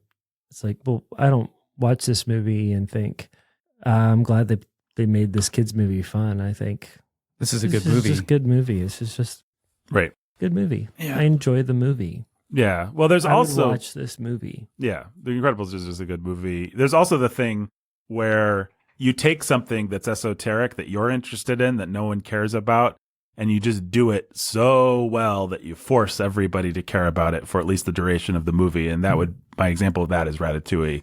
It is actually about a weird, like, cooking and like, it's all this stuff that Brad Bird's interested in, I guess. But he just makes such a quality movie that we're all really invested in whether this weird French dish is going to pay off for the French food critic, which you could make the same kind of sneering argument about, like, who cares? Who cares? Why would anyone care? He's pulling on the guy's hair to make him make food. Like, none of this movie should work, and I don't know why it works, but it just works because Brad Bird's really, really, really, really good at what he does. And Brad Bird has had a couple strikeouts where he's interested in saying something about the world or doing something, and he can't bring people along. Tomorrowland was like that. Still want to see it just because I have enough respect for him. Yeah, same. But I haven't watched it. Tomorrowland is a lot of fun in a lot of ways, and it's also super perverse. And it fails. It fails to connect its message. But it's really interesting.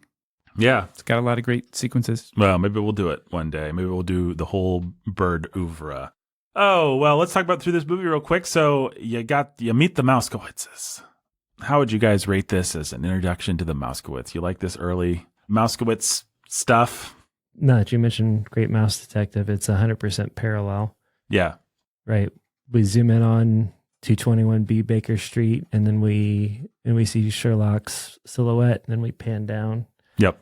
And we zoom in on the Moskowitz home, and then we pan down to the Mouskowitz home. Which, by the way, Spielberg wanted to just do an all-animal world like Robin Hood, Disney's Robin Hood or something like that. It was Don Bluth, who had worked on The Rescuers, who said, let's do the little animal story in parallel to human stories, and insisted on that and got it through for better or worse. I think the movie's probably better for it, but went out the window in 2.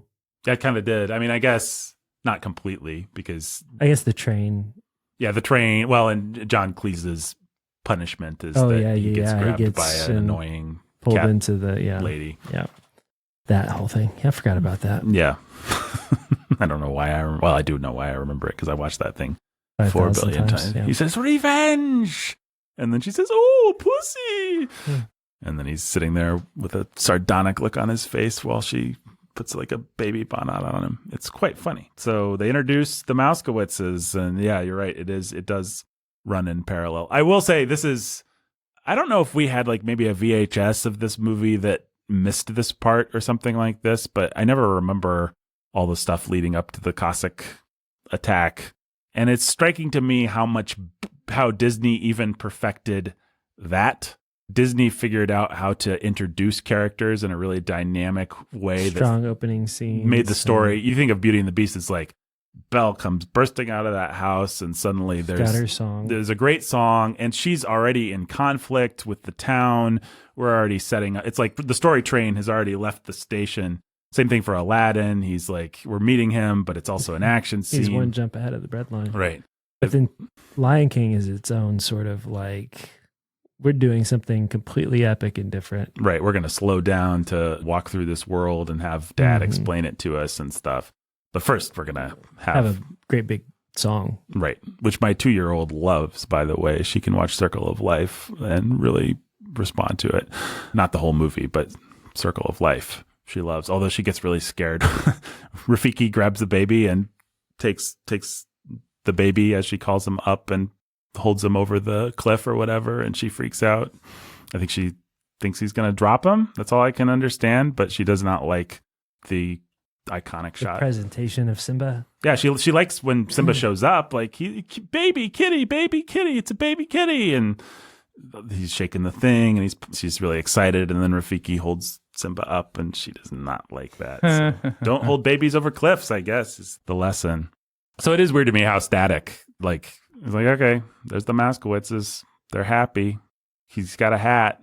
Like Disney in its prime, Renaissance Disney, I don't know how they would have done it, but they would have figured out, this is Fievel, he's a character, he's going places, he's interesting. Here's the thing that pits him against the rest of the world. So from a kid perspective, what I remember is that it just makes you feel warm and safe right away.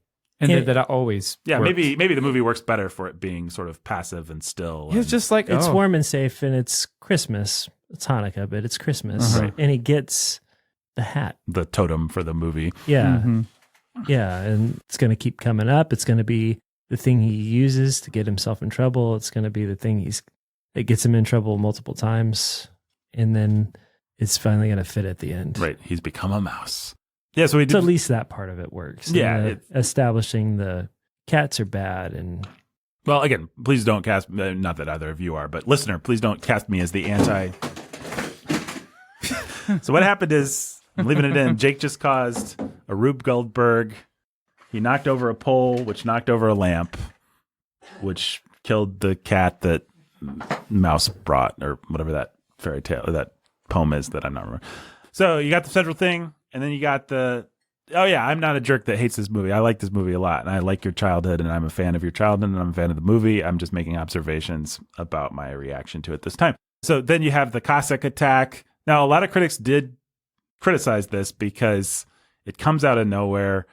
It teaches kids not that there was a complex Jewish-Russian situation, but that bad guys will come and burn your house down for some reason, and cats will try and eat you. And they just thought, it's too scary, it's too existentially nasty, it's not the same thing as Ariel evading a shark to try and get a trinket, or just the fun opening sequence. It sets a dark tone for this movie. Do you guys agree with that criticism or disagree with it? I definitely, as a kid, had no idea why that happened, except we're not supposed to say cat very loud because then you can't say it. It's forbidden. The cats will come if you say cat. Right. But I just took it as a fact of life that some people had their houses burned down and had to leave. Right. I don't know. I just absorbed it into like, I guess this is part of the world. I think I sort of did process it on the level of, obviously Aladdin's got to have an early adventure, and like the story sense of it was so ingrained in my head that it's just like, well, of course there's going to be an action scene to get the movie going. Mm-hmm. And of course cats are after mice. We all understand that from Tom and Jerry on. So I don't know that I even really noticed or cared that there were people burning down houses. It was just, it's the opening action scene. It's my plucky mouse boy, and he's adventurous. He's going to go out and bang his pot, and he'll jump up and the two cats will smash into each other, and he'll get into the kettle and be under the lid of the kettle. And it was weird. I guess it's vodka or something. Does he come out kind of tipsy? Yeah. Oh yeah, that's right. I don't know that I quite ever picked up on before. I didn't even realize that this time. I was just like, I thought maybe he was punch drunk because he was in shock or something. That makes more sense. All right, so we leave, we go to Hamburg. Fievel's a little kid, too. That's the other thing that I don't think ever stood out to me as a kid watching this movie. Mm-hmm. Going back to it as an adult, I was expecting him to read as like a plucky 12-year-old, but he's like a little guy. 6 or 7 or 8, or I don't know what he is exactly, but he's a little guy. Like he doesn't understand and the world voice actor does it such a, in terms of voice acting selling like little kid, mm-hmm. I don't know that you can think of, I can't think of anything better right at selling that. Yeah. No, it's good. But yeah, he's the little guy. Yeah. I think of him as 5'6". Yeah, which is interesting. I think it actually works well. I always hate when the 12-year-old coded kid is like, I'm going to go I'm going to go put myself in danger. I'm always like, this dumb, rebellious kid, they deserve to be eaten. But Fievel doesn't read that way. He just reads as like a dumb little kid that wanders onto the top of the ship, and he wants to see fish. Yeah. There's something about the sense of immediacy of danger that's also different than Disney. Like Disney feels like even just a split second, it's going to give you to process danger is coming. Whereas all the scenes in this movie, I mean, I know he's giving you context, like we're in a storm, things could go bad, but something about the way peril happens, it's just like instantaneous. It's just like suddenly you're in peril world. Yeah. Everything's wrong. A critic that I read from the time said everything moves fast. It moves so fast you can hardly keep up with it, which isn't how it strikes our eyes now. But I think in Disney, like when the shark attacks Ariel, it's like, here comes the shark. He's going to rear back. He's going to come forward. He's going to smash into something. It's like beat, setup, payoff, beat. But this is just like, cat, it's coming. It is just like you're in Don Bluth's id or a child's id. Right. And I think Don Bluth does action that way. Yeah, it feels like your nightmares as a kid or something like Yeah. that. And that's Kind of amazing. Yeah, and I think that's part of, we're about to talk about the storm monster, but Yeah. Yeah, well, we will. I guess we should talk quickly about the horrible ethnic stereotyping of that song makes me laugh. No Cats in America every time. I love it. I cannot believe, like, it's just hilarious. Like, when I was a lad, I lost my true love. That's the one that always sticks with you. I love that Irish mouse. Yeah, I like the Italian. Calio caught us by surprise. But then he was a tabby. With a taste for my brother Tony. For my brother Tony. Mamma mia. Oh, Mamma mia. Yeah, but it's just like Papa Mouse is going to stand up and be like, well, when I was a kid, a cat ate my whole family and I passed out and I woke up an orphan. Yeah, we got like a Russian fairy tale and then but like there are no cats in America. And then, you've got an Italian kind of gangster drama, of course. Don Tablioni. Don Tablioni. He was a tabby with the taste for my brother Tony. And we found her rosary on the ground. Yeah. That's amazing. You see the rosary just get spit out from the... That was sad, but sadder still. And then especially it was funny just coming off of Quiet Man and thinking about Irish culture and stuff. In a flash of teeth and fur, her tail was all he left of her. Neath the heather is where its turlura lies. Wow, it's so bad. It's so but there are no... I don't have a problem with it, in case anyone took my silliness at the beginning. I think it's pretty funny. And I think they know what they're doing. I mean, it's pretty amazing, like, actually. You could not do this now. I mean, it is inappropriate by today's standards of ethnic stereotyping. But they successfully communicate the cats are a problem everywhere. Mm-hmm. Everybody is on this boat. Everybody's represented here, and everybody's trying to get to some kind of land of promise where they've all bought into a hopeful fairy tale that there are no cats. And that's awesome dramatic irony and foreshadowing, because even the littlest kid understands, oh man, of course there's going to be cats in America. Yeah. I mean, that whole song just sets it up so well just by having them be so cheesy about the fact that there are no cats in America. And then so it also then plays into the dad-son thing that happens where, okay, he's going to get there. He's always sort of teetering on the edge of despair, but with this hopeful, childlike faith and optimism. He's going to get thrown in the sweatshop. He's going to remember the story that we alluded to in the opening scene about Rapunzel. Mm-hmm. And so dad saves him there, and he gets out of the sweatshop. And then he's going to prance around. There are no cats in America. Cats, everybody knows. He's like leaning on dad's fairy tale again. Mm-hmm. And then, oh man, I'm going to have to tell my dad. But then he turns around and he still has the Mouse of Minsk. So we've got three little fairy tales that dad said, two truths and a lie. And like just sort of plays with that. Yeah, it's a well-constructed movie. Dances in and out of that sort of, my dad's my hero. He tells me the story. I believe the story, and it gets me out of the jam. And, but this one was like wrong and almost got me eaten. And this one was right and saved the whole day. And it's a nice combo of, I need to keep believing in this stuff in order to survive, but also I'm going to have a more mature understanding of the world by the time I put that hat on at the end of the movie. Yeah. I'm going to come of age. So let's talk about the scary wave monsters, which I never registered or completely forgot about. Likewise. Is a crazy part of the movie.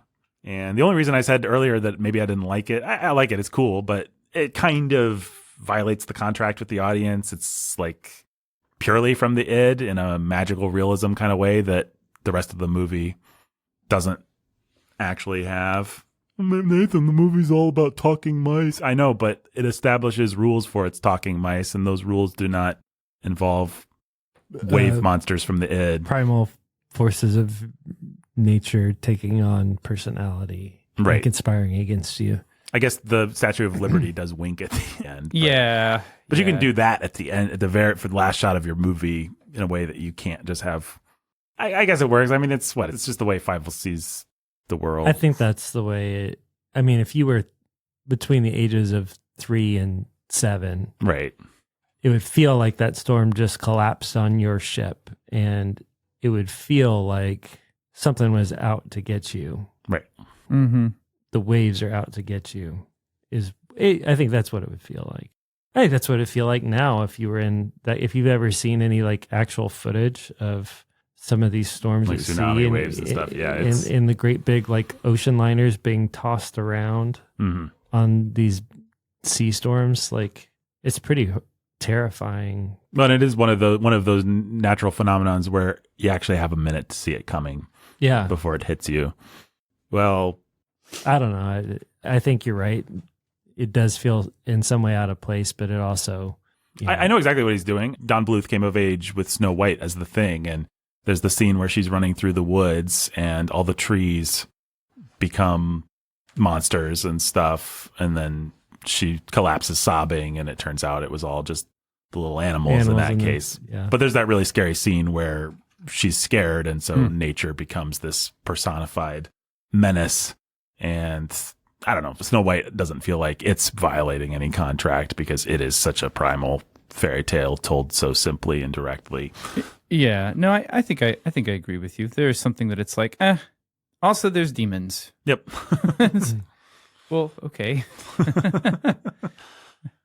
Well, speaking of demons, I'll tell you who's the opposite of demonic is Henri the Pigeon. The Pigeon, played by Christopher Plummer, Captain Von Trapp himself. What a character. Fievel's gonna... Never say never. Never say never again. And that was one of the places where I will admit my adult mind and my kid mind are now a little at war with each other, because I'm like, as a kid, I'm like, this is the part in the movie where we need a little hope. So here's the character that brings it. Here's Hakuna Matata or Be Our Guest or whatever. It's the happy part after things have been scary.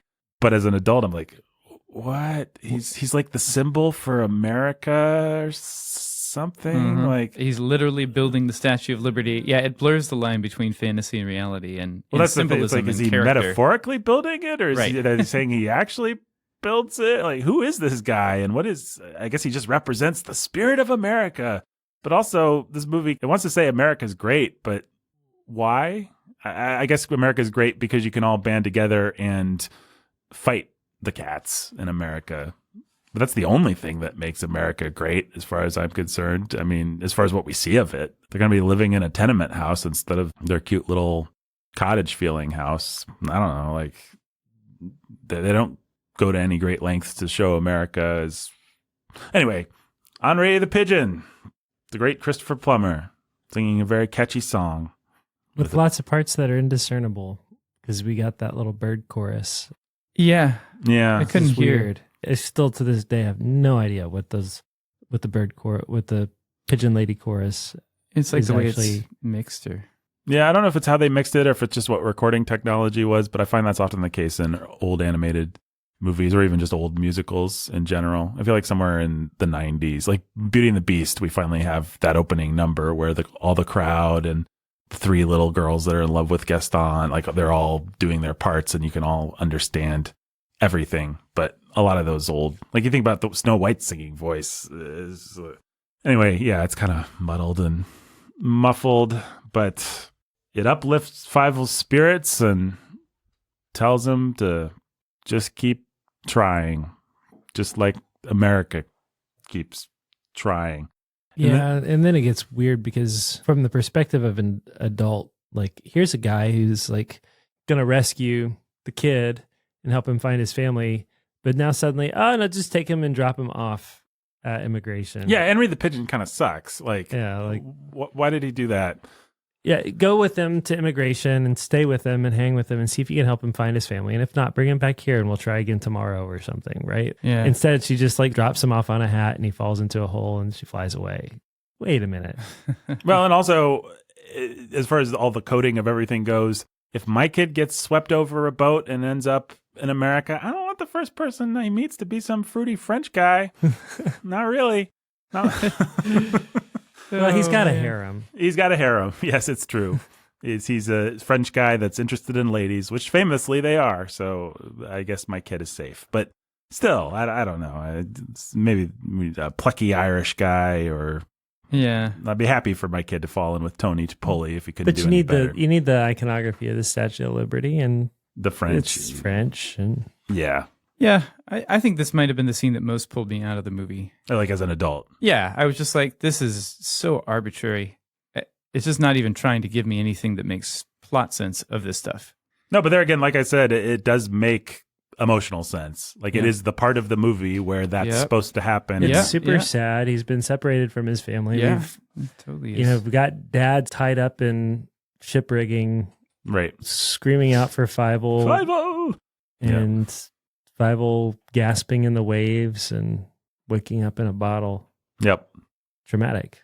Well, now we're going to, speaking of traumatic, it's traumatic for us as an audience to meet such a dire villain as Warren T. Rat, who misquotes Shakespeare, another thing kids will really be tuned into, but...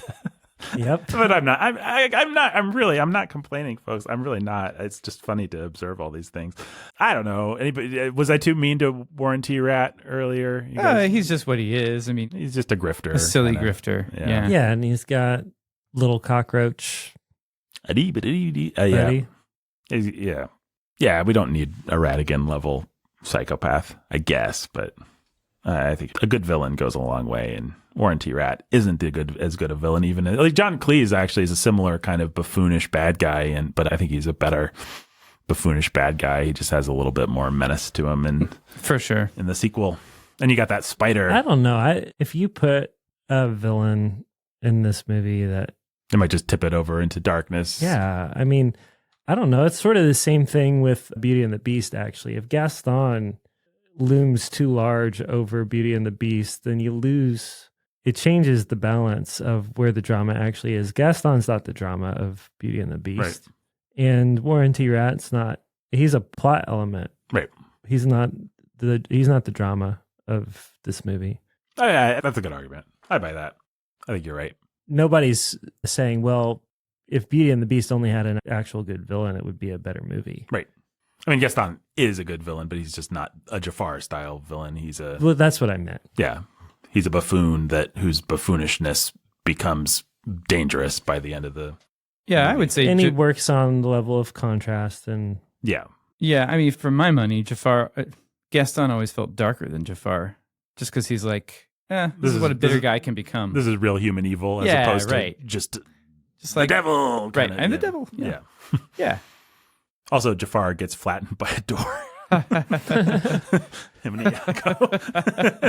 I forgot about that an elephant kicks open. Not really something that a great villain wants to put up with. All right. So, okay, that's fair. So now we're going to meet a real zero of a character. I don't know. I mean, Tony Toffoli. He's in love with Topponi, whatever. He's in love with Bridget. Yeah, I mean, again, as a kid, he's a zero of a character. I was really surprised watching it as an adult. Like, they give him nothing to do. They give you nothing. I think even as a kid, I was kind of like, what? As a kid, I just like the idea that Fievel had a friend. He's like a big brother. That's right. As a kid, that's all he read. The idea that for a little bit of this movie, Fievel's not 100% on his own. Yeah. He's got a big brother who is going to try to look after him and take him under his wing, even though he doesn't, he's going to be distracted by the girl. Mm-hmm. Like a big brother would. Right. I like him being distracted by Bridget, actually. I thought that was kind of cute, as it was intended to be. I wasn't like invested in their romance or anything, but there's nothing much to be invested in. He's on the level of Big Brother. He walks by a window and he's smitten and doesn't hear a word she says and then kisses her. Yeah. Yeah. I feel like anyone who went into animation partially went into animation because they liked Tex Avery's Wolf going gaga for the beautiful woman. Like, Right. you see that basic setup replicate, like Jim Carrey's The Mask is just like a certain generation of dirty old men loved that particular bit of animation so much. And it's just like, that's the way people love an excuse to do that style. Not that Tony goes that far, but people love the kind of, hey, I'm in love. And I'm just, Yeah. I think the next major thing to talk about is Somewhere Out There, which, what do you guys think? Is this like a great banger of a ballad, or just an annoying thing to put up with? Or I loved it as a kid, and I appreciated it. Yeah. It's got it really nails down the tear your heart out Yeah. vibe of it all. Like it's just doubling down on all of it. And so it is the kind of thing that you're either you may hate it because you may hate the sentimentality of it in the whole movie, or resent the degree to which is just going to rub your nose in the existential angst of the kid, but kind of seals the deal. In for it to be his sister that he's doing a duet with like that. I don't know. I think it's brilliant. I think it is. I mean, I think it gives girls a rooting interest for one thing. I mean, and she's the one who's like, she's the one that believes in him and is always hopeful, and it's a very just sister go kind of play thing. your violin. Maybe he's out there. We don't know. They changed my name to Tilly. Maybe they changed his name to Philly. She's gonna get these little moments at every little stop where we see her that is just like, oh. Yeah, I mean, what 10-year-old girl wouldn't love to just those? I mean, it's like 5 minutes of screen time, but and then she has a better singing voice than him, and then she's going to get featured in the sequel. Yeah, and everybody's going to throw tomatoes at her, and Spielberg is going to kind of take a dump on the song. That's one of the kind of annoying things about the sequel is they're like, sorry, yeah, we know Somewhere Out There was lame, but I don't think they had to do that. I think it's just fine. I'd say, let me just do the calculations here. I'd say it's in the middle. If you wanted to put it against all the great Disney ballads that were about to happen, your Can You Feel the Love and Whole New World and Beauty and the Beast and Part of Your World, I'd say it's not the worst. I'd say it's not the best. For my money, Part of Your World is the best Disney ballad, the best animated ballad ever. And then probably Beauty and the Beast and Whole New World would both beat it. But then you'd have Somewhere Out There, and then like Can You Feel the Love Tonight would be way down there, and Let It Go would be way down there. And well, as a moment of setting emotional stakes, I don't know that there's one that as a kid I cared about more than Somewhere Out There. And as a moment of like a dramatic juxtaposition, I just think cinematically it might be my favorite of all those, at least from a kid's perspective. I think cinematically it might be the most potent. But part of the reason why you don't want to put it up there is because it's a little too potent. You don't want to, like, if you're a kid and you don't want that song to ever come on the radio because it's going to put you there and make you cry. It's going to it's going to carry with it all the weight of the whole movie wherever it goes. And so it's hard for it to live outside of the film, right? In a way that something like Part of Your World or a Whole New World or whatever, it can live outside of the movie and have call your mind to some fun parts of the movie or whatever, but it's not going to like crush you or devastate you or punch you in the gut. Yeah. I would say objectively, like construction wise, Part of Your World is a better song, but I never cared about Ariel or her emotions. Yeah, that is completely me as an adult speaking. Part of Your World probably was something I would have happily fast forwarded as a little boy. Yeah, but this song was like the emotional core of the movie. It was like, oh, yeah, it does. It ends up doing more emotional work in this movie than those other songs do. Well, and I think you're right. And it's a song about. It's not a song about we're sad. I think it's a simple thing. Although A Whole New World actually does a whole lot of work plot-wise for that movie. Yes. No, that's... in a way that... A Whole New World actually might do the most to help a movie that would be weak otherwise. Yeah, it accomplishes a lot of work in the movie.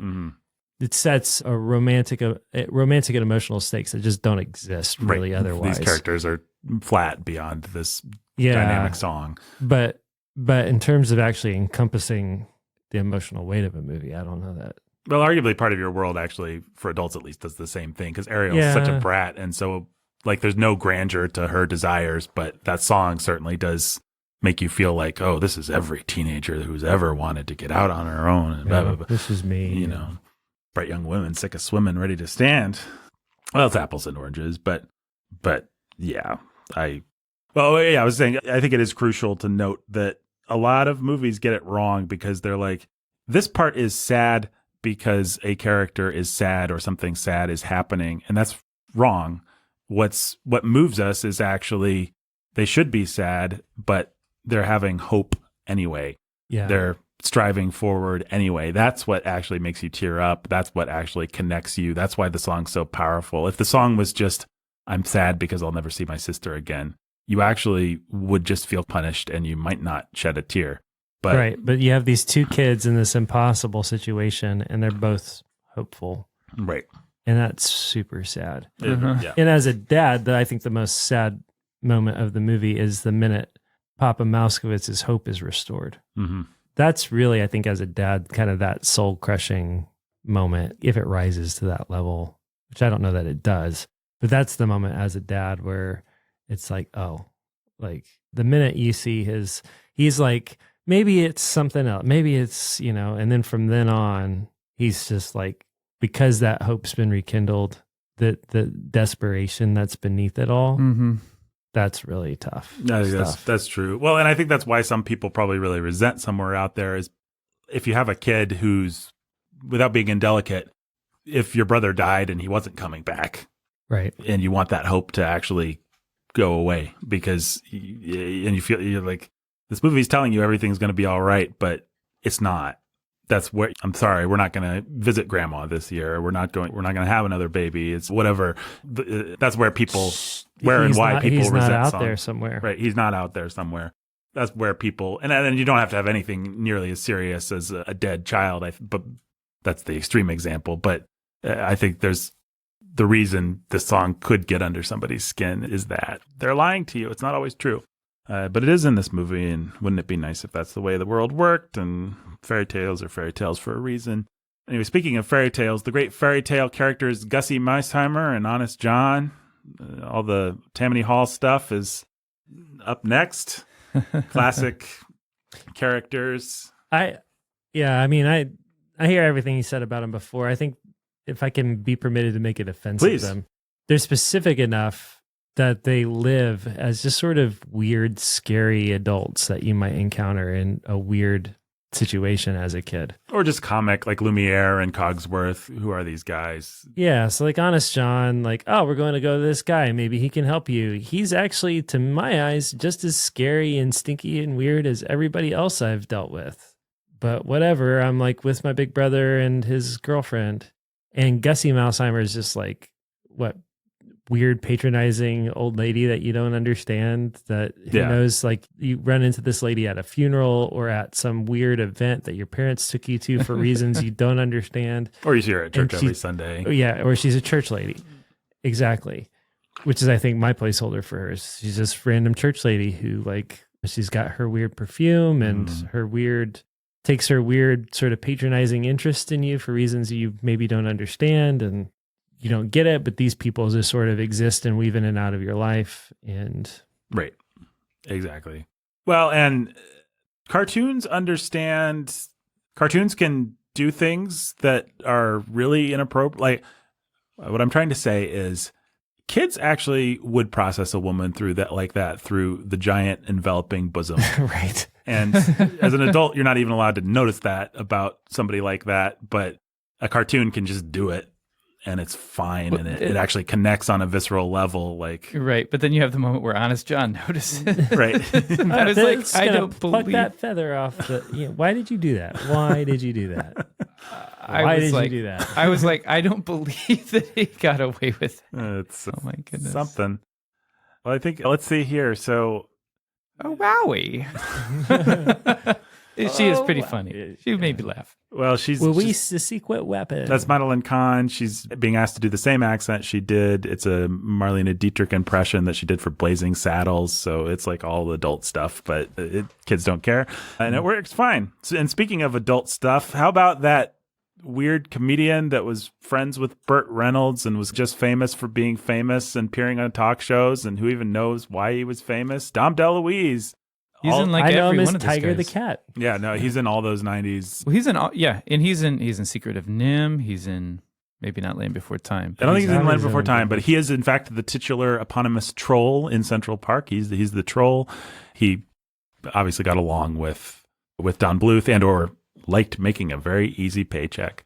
And kids love Tiger the Cat. I mean, Dom Dole, it's funny, like he's just one of those guys that you wouldn't even know his name except for that he appeared in some children's films that he'll probably always be remembered for. And that even more than Henri the Pigeon strikes me now as like, what? This is just the part in the movie where we need a comic character to really relieve the tension. And so here he is. There's no real connective tissue. Like if you're telling the story properly, have Tiger come earlier and be kind of a running thing, I think. Like let them make friends slower instead of just... Or have Henri be the one who... is the through line. Is the through line. It comes and sets... If you need a way to get Fievel out of cat prison... Right. Which, who knows why we didn't just eat him. Right. Because we need the story to keep going. But if you need somebody to get Fievel out of cat prison... But it doesn't matter because Dom DeLuise is fun and cute and cuddly, and they have a cute little song. Probably the least of the movie's songs as an adult song lover, but whatever. It is completely random. They're a duo. So arbitrary. True. Yeah. But Tiger is every kid's favorite character. He's certainly the highlight of the sequel, and he's Tiger the Cat. What are you going to say? I love him. I loved him as a kid. Okay, and we're going to ship the cats to Hong Kong. I mean, that's really the next thing. Is Vincent Canby of the New York Times says, when at the end, Fievel and his pals devise a scheme to ship all cats to Hong Kong, in effect to clean up New York. The trick is so humorously executed that one is likely to remember other attempts to force involuntary exile. Critics just did not know how to process this movie. Just like, what? Giant mouse with fireworks, push them off the pier. They're going to jump out with parachutes. Yeah. You don't even maybe notice that as a kid. Yeah, that was a crazy detail to pick up on now. But yeah, it's one of those weird movie things where it's like they make a plan and it works. It just kind of works. I mean, there's a little drama as to when to release the weapon, and Honest John's trying to stop it. But you kind of expect, like you have your story selling sense has it built in that somehow Warren T. Cat is going to get the better of them for a while, and there's going to be another fight or something like that. But nope, time for the movie to be over. I guess it's good, right? I mean, they're doing it because I think it's fine. The real drama is will Fievel find his parents, not will this villain be defeated. So yeah, Fievel gets back. Fievel's plan gets put into motion. Fievel has a key hand in letting it go, and now we've got to just usher the villains off stage so that we can resolve the real drama of this movie. Yeah, it's fun. One thing I always liked about this movie is Don Bluth is going to give you a tremendous amount of, in this case, literal fireworks. Like he just loves those lighting effects, those light effects, whatever he's doing to animate them. He does that in all his movies. Yeah, and he's just going to be like, this is going to be like an awesome climactic action sequence for kids. Stuff's going to blow up. You're going to get this big, protracted, awesome machine just killing the crud out of these cats. And we're just going to watch all these explosions and rockets for like, it just felt like it went on and on. It's going to be really cathartic because we're going to see all the terrified expressions in all these cats. It was just great. For the entire movie up until this point, they've just been snarling menaces that don't even look like cats. Yeah. And now they're just like ordinary terrified little cats. Right. They've been reduced. Well, and Warren T. Rad is wearing his nightshirt or whatever. Right? Yeah, He's just going to completely. I always loved that as a kid. Intended. Yeah. Yeah, he's just going to give you something really satisfying. It felt like more. It wasn't the way a Disney movie would end, unless you're talking about Sleeping Beauty, I guess. Sleeping Beauty, you get an extended pyrotechnic show. Well, and that's the best ending of any Disney movie, probably. It's awesome. Yeah, it's something. Weirdly non-retributive for a kid's film ending for the cats. No. Not that I expected them to drown or something, but even watching the movie again, I was like, is there going to be some annoying human? Is it going to be like the John Cleese thing? Like, are they going to be dragged onto the ship into cat servitude one way or another? China's its own punishment. Right, buddy. yeah. But Warren T. Rat's already figuring out how he's going to... I have to learn how to calculate in Chinese. You have the cockroach character. Okay, I guess they're just going to take their evil ways to Hong Kong. Great. Yeah. It's all right, fellas. There's plenty of mice in China or something like that. Or whatever he says. Yeah. He's already sort of like, Oh, well. What's the next thing? Yeah, on to the next thing. I wasn't really a threatening villain, and I didn't really get it that much of a punishment. But yeah, whatever. This part of the movie's done. Now Fievel goes into his dark space. He talks to those orphans. Parents of the world. I don't know. you're right. They don't care. I don't care either. He tries to be tough. Man, that sequence always gets you as a kid. It works so well. And then, like any good Spielberg produced joint, we're going to milk that final reunite for all it's worth. They're going to go past each other a couple times and in the mist. And then he's going to meet his sister, Philly and Tilly, together. The light's going to break through the mist. And And you get the reunite with the sister, and then you get the reunite with the dad. It's like two different emotional beats, and it doesn't really matter about the other people, but you get a reaction from Tiger, a reaction from... Well, Gussie gets to hug the cat. She's got nobody to love, and nobody loves her, and that's... She never thought she'd hug a cat. Yep. And then we get the very weird... Or ride a fee wine. White a fee wine. We used to be able to do racial humor and people can't talk humor, or whatever that's called. And then we get the weird ending that I'd completely forgotten, where they all fly. Now we're all riding pigeons. We're all riding pigeons, and including Tiger. He's being carried by four. And he's like, oh, yeah, thanks, ladies. It's just dream logic. Yeah, Henri is going to... We need an upbeat thing that ties us all together, and...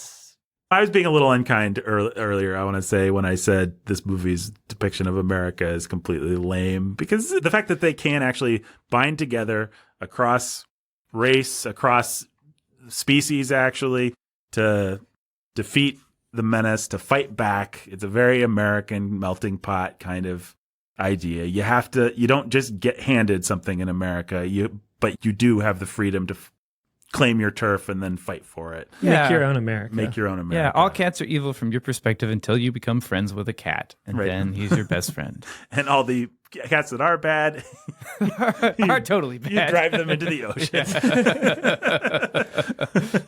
Send them packing. And so the Statue of Liberty winks at you. Yay, America. And there's all that land out there, and that's also America. Mm-hmm. And can we go see it? Someday you will. And so now we've got hope for a sequel. Mm-hmm. Mm-hmm. I'm going to sell 1 million Fievel toys and have Linda Ronstadt singing somewhere out there over the credits, because she was George Lucas's girlfriend. So everybody gets a check. Don Bluth gets to make Land Before Time. We get an iconic film from our childhood. Ben, how many... Hats? Sure. How many mice of Minsk out of 43 do you give to An American Tail? 36. 36. So yeah. Fairly high. Yeah, I think that's about right. Only deducting about 5 mice of Minsk there. 7.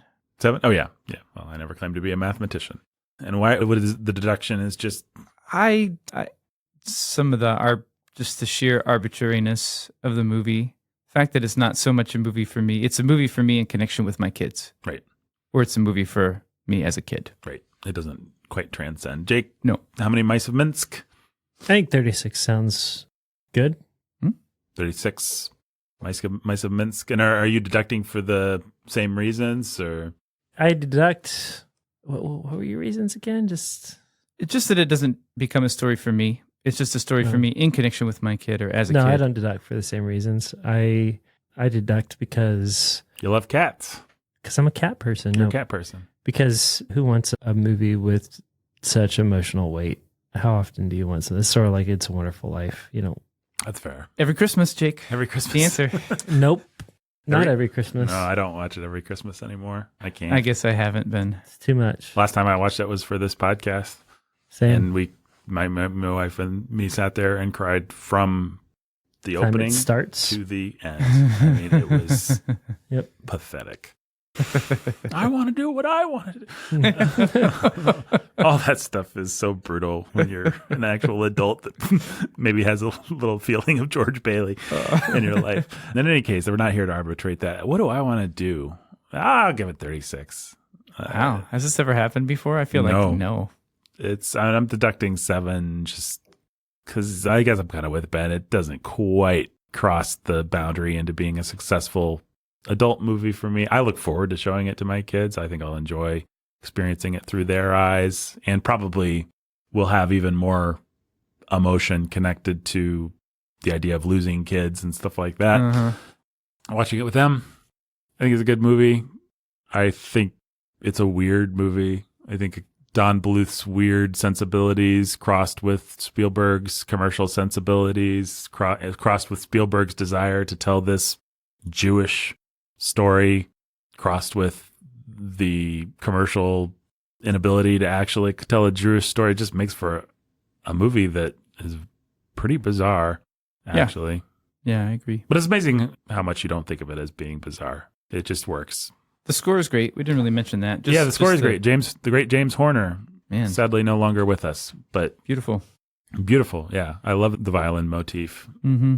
Yeah, it's a pretty potent aspect of the movie. They're great. And the songs, while not quite Menken Ashman level, are good. They're memorable. They're pretty memorable. Yeah. The Tiger Duet, not so much, but Never Say Never is a good uplift song, and Somewhere Out There is obviously a classic ballad. And are those the only 3? Yeah. Yeah, okay. Oh, there you go. That and just the constant Fievel's theme. Yeah. Wait. No, and No Cats in America. Oh, No Cats in America is obviously a classic of its type. Yeah. Maybe we could have used one more song. I would have taken another song. Do any of them rise to the level of "You can't keep a good dog down"? You can't keep a good dog down. That's all dogs could have. You can keep a good dog down. Well, Carface Carruthers went to hell at the end of that movie. I think he was kept down. Oh my goodness. After he was eaten by an alligator or drowned or something. What a weird... We did not spend enough time talking about how weirdly sickening and queasy of a movie All Dogs Go to Heaven is. I watched that as a kid and I was like kind of horrified, and not in a fun way. No, nothing fun about that movie. Kids like to be scared. They like to be traumatized. They like dark stuff. They know that there's a bigger world out there and they want to find out about it, but not in the way that All Dogs Go to Heaven. Yeah, that movie sucks. It sucks. Don Bluth minus Spielberg kind of sucks. And or whoever wrote the novel Mrs. Frisbee and the Brats of NIMH. Do you know who the author of NIMH was? Robert O'Brien. Yep. I liked his other books, actually. I'm sure they're great. People should read them. I don't know about that. Everyone should read them. And if you don't like it, tell Ben Sulzer why. All right. Any other thoughts about American Tail, gentlemen? No. Mm-mm. Are we happy that it's spelled Tail? Yes. Sure. I'm not. I wish it was spelled Tale. I think it's a stupid pun. And you know my well-founded hatred of puns on this podcast. I'm going with Spielberg on this one. I'm going with Spielberg. Well, he was very excited about it. All right. Go to patreon.com/Sanity at the Movies to support this podcast. We are so close to being able to do the Burton Batmans and Reeve Donner Superman. And we're about $36 away from it as I record this. This episode we're recording a little bit in advance, so I hope we've already made it by the time we record this. But I'd really like to do those in quarter 1 or quarter 2 of 2023. So make it happen, people. Please. Speaking of people who make it happen, let's talk about Ryan and Judith, our Patron Choice Award of Awesomeness winners. What is it that makes Ryan and Judith such great folk? Would you guys say? If their kid was lost, they would go find him. I'd expect nothing less. I think Ryan would keep playing his violin. Everywhere he went, he'd annoy people because he'd play his violin just in the odd hope that maybe somewhere out there, his son might hear him. Well, that sounds really annoying. I hope his kid doesn't get lost, because then we'll have to put up with a lot of violin. That's what heroes do. They don't care. That's true. They're willing to be annoying. The chance that son might hear it, might be rescued. They'll annoy you. I'll take that. Yeah. But you know what else Ryan would do? He would be such a good father that his kid would be, little Ryan Jr. would be so well disciplined, he would not go up on that boat to see the fish. Yeah. He'd just be like, yes, Papa, I will come back to you immediately. So it just wouldn't happen. So you can put away that violin, Ryan. And we can all put away our violins, because this sad discussion about this sad movie is over. Until next time. Oh, dear.